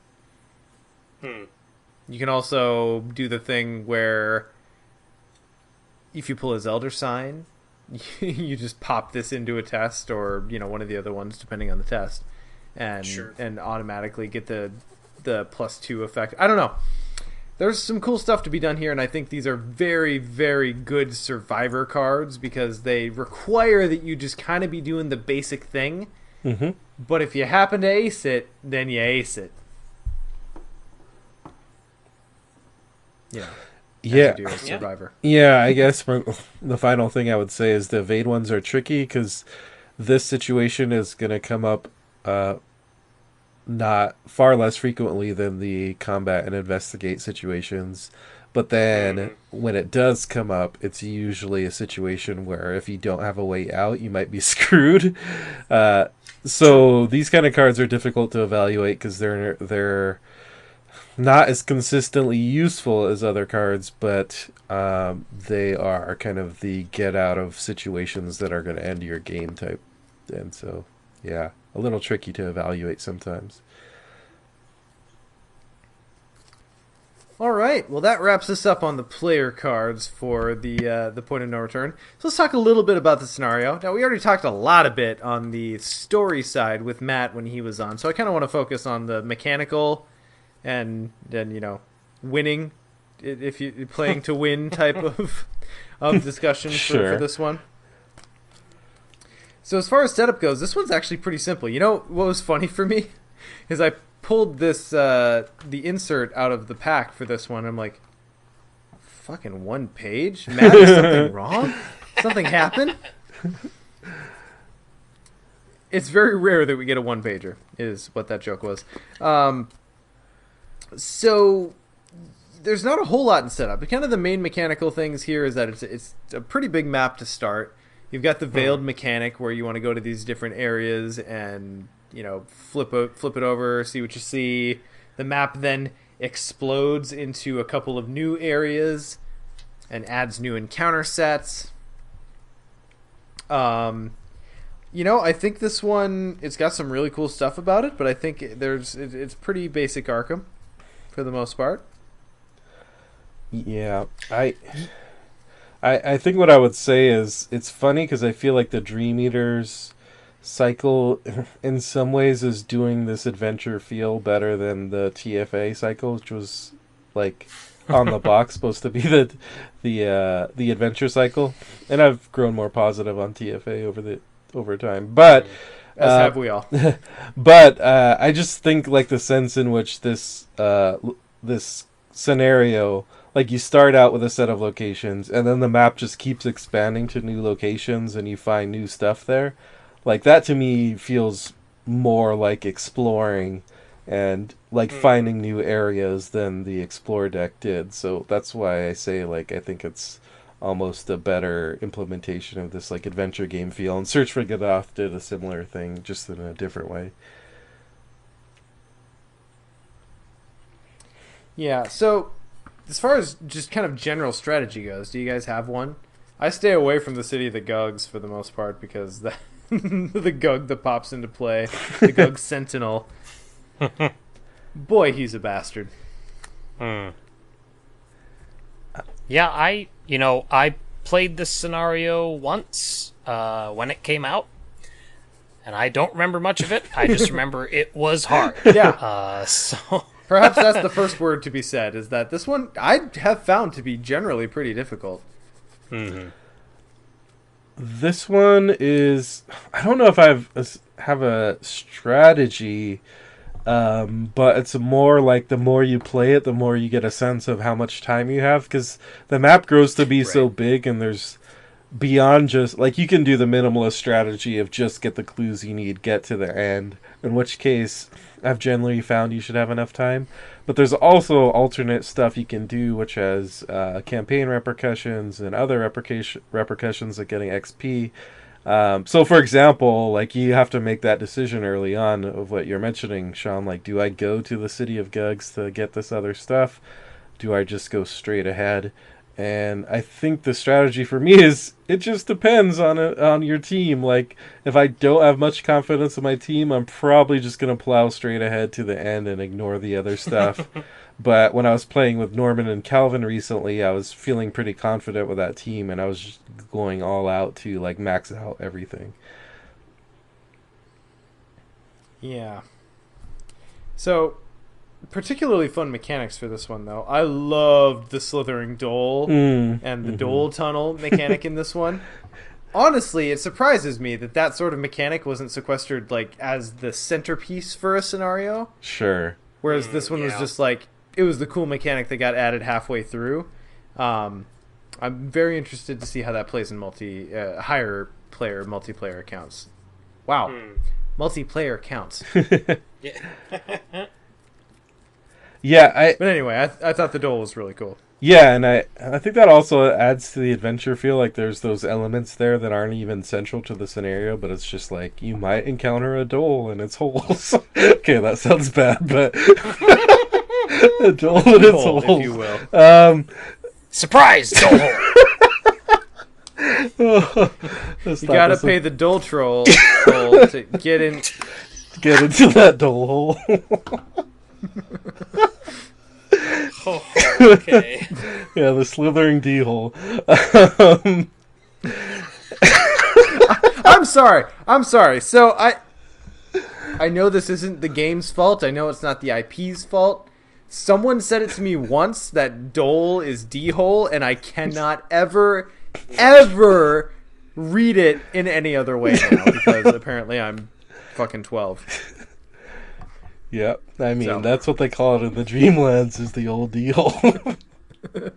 I try. I do my best. I'm losing it. So, we talked about Richard Upton Pickman, which is a pretty cool Yes. mechanic. I've never gotten him with more than one ghoul underneath because this is a pretty fat encounter deck, right? Yeah, from what I remember. Yeah. The ghouls tend not to flood out, in my experience. And then when you finally rocket over to the Sea of Pitch, that mechanic's interesting. Yeah, I've had one game where it's like I just couldn't find it for the life of me because every time I thought I found the right one, I just found the one that shuffled them all up, and here we go again. Oh man, yeah. There was a game where I found that 5 times or something. Yeah, like the odds shouldn't be that good, but it certainly happens. And then I had one odd game where I found the one I was looking for right away, Right. and then I was like, oh, I don't have enough clues. So I go look for another one, and then it shuffles them all up. And I imagine, I don't know. This is just me, and I know this is controversial, and I'm sorry, guys, but I think this is a multiplayer game that has solo rules.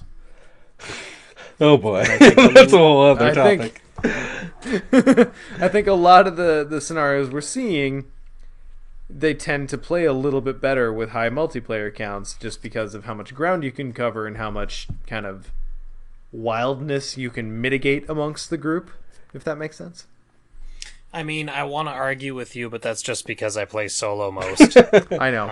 I feel like that's so- representative of most of the community, unfortunately. Yeah, Yeah. I enjoy it as a solo game, and I think it's a great solo game. But if you want to see the most of each investigator deck in each scenario, then yeah, you're probably gonna lean more towards more players. All right. So, any final words on Point of No Return before we move on?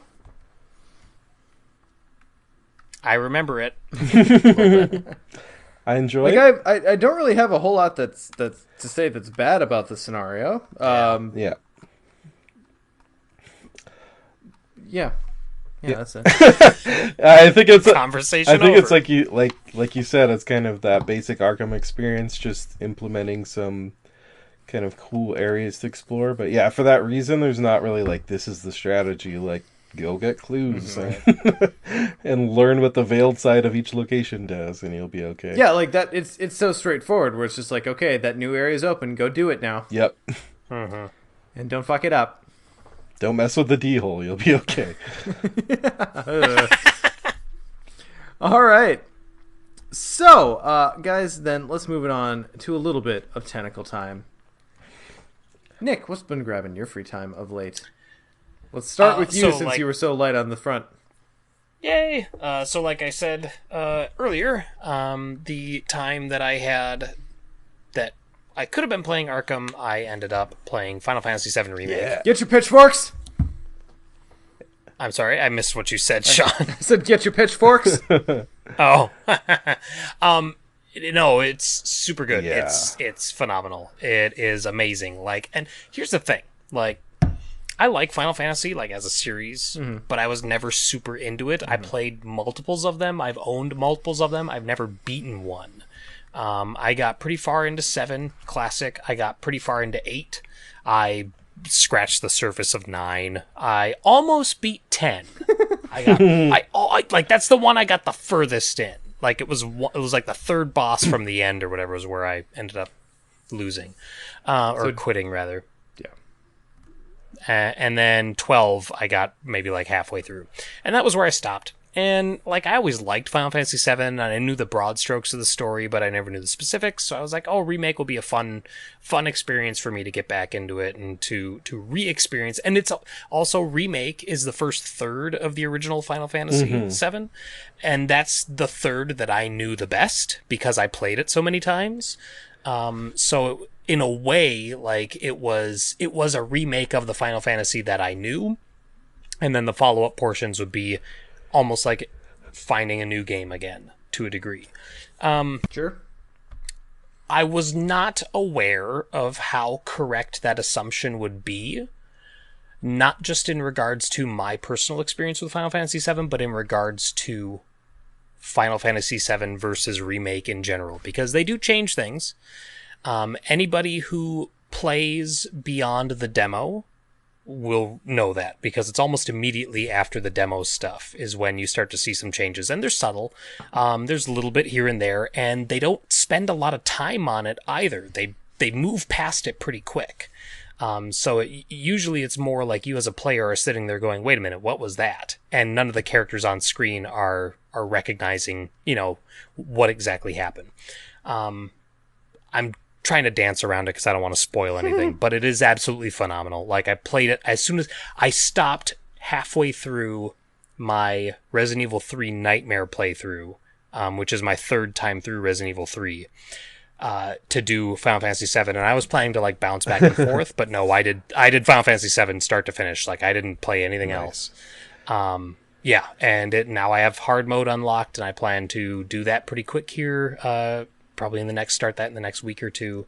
And then I do want to go back and finish Resident Evil 3 Nightmare, but again, I've already played through it twice, so I don't feel as necessary to go back to that, whereas Final Fantasy VII Remake, I know there's stuff I missed, and there's other things to do. But no, phenomenal. If you're on the fence about it, I would suggest it. Sean, you said a couple weeks ago that you wanted to wait until all 3 parts came out. Yeah, and I wanted to wait until it's a full game, but yeah, I'm hearing more and more that maybe I shouldn't. Yeah, and I'm going to say to our listeners what I said to you when you said that, and that's, if you care about the story, don't do that, because Part 2 is going to spoil things about Part 1 for you. And I know that sounds weird because it's a 23-year-old game, but again, they made changes. The changes, in my opinion, are all mostly good. Or all good, actually. Oh shit, does Aerith kill Sephiroth? Spoilers. No, the changes are all good. Yeah, I would recommend that if you're thinking about it, if you're on the fence, if you're not sure, get it, because it is one of the best games I've played on the PS4. So, I did really enjoy it. I played Crisis Core back on the PSP, and like there's a few different Final Fantasy VII spin-offs that have come out that have kind of almost felt a bit like a more serious, like chunky versions of the like Kingdom Hearts series in a weird way. Whereas Kingdom Hearts has just gone increasingly in the direction of being loopy and ridiculous. Sure. And yeah, so the demo was really fun. I fully plan to get it. There's a part of me that just wants to wait until it's a full, complete game and buy it. Even potentially, spoilers be damned, but we'll see how long that lasts. So, if you like Kingdom Hearts, and if you appreciate...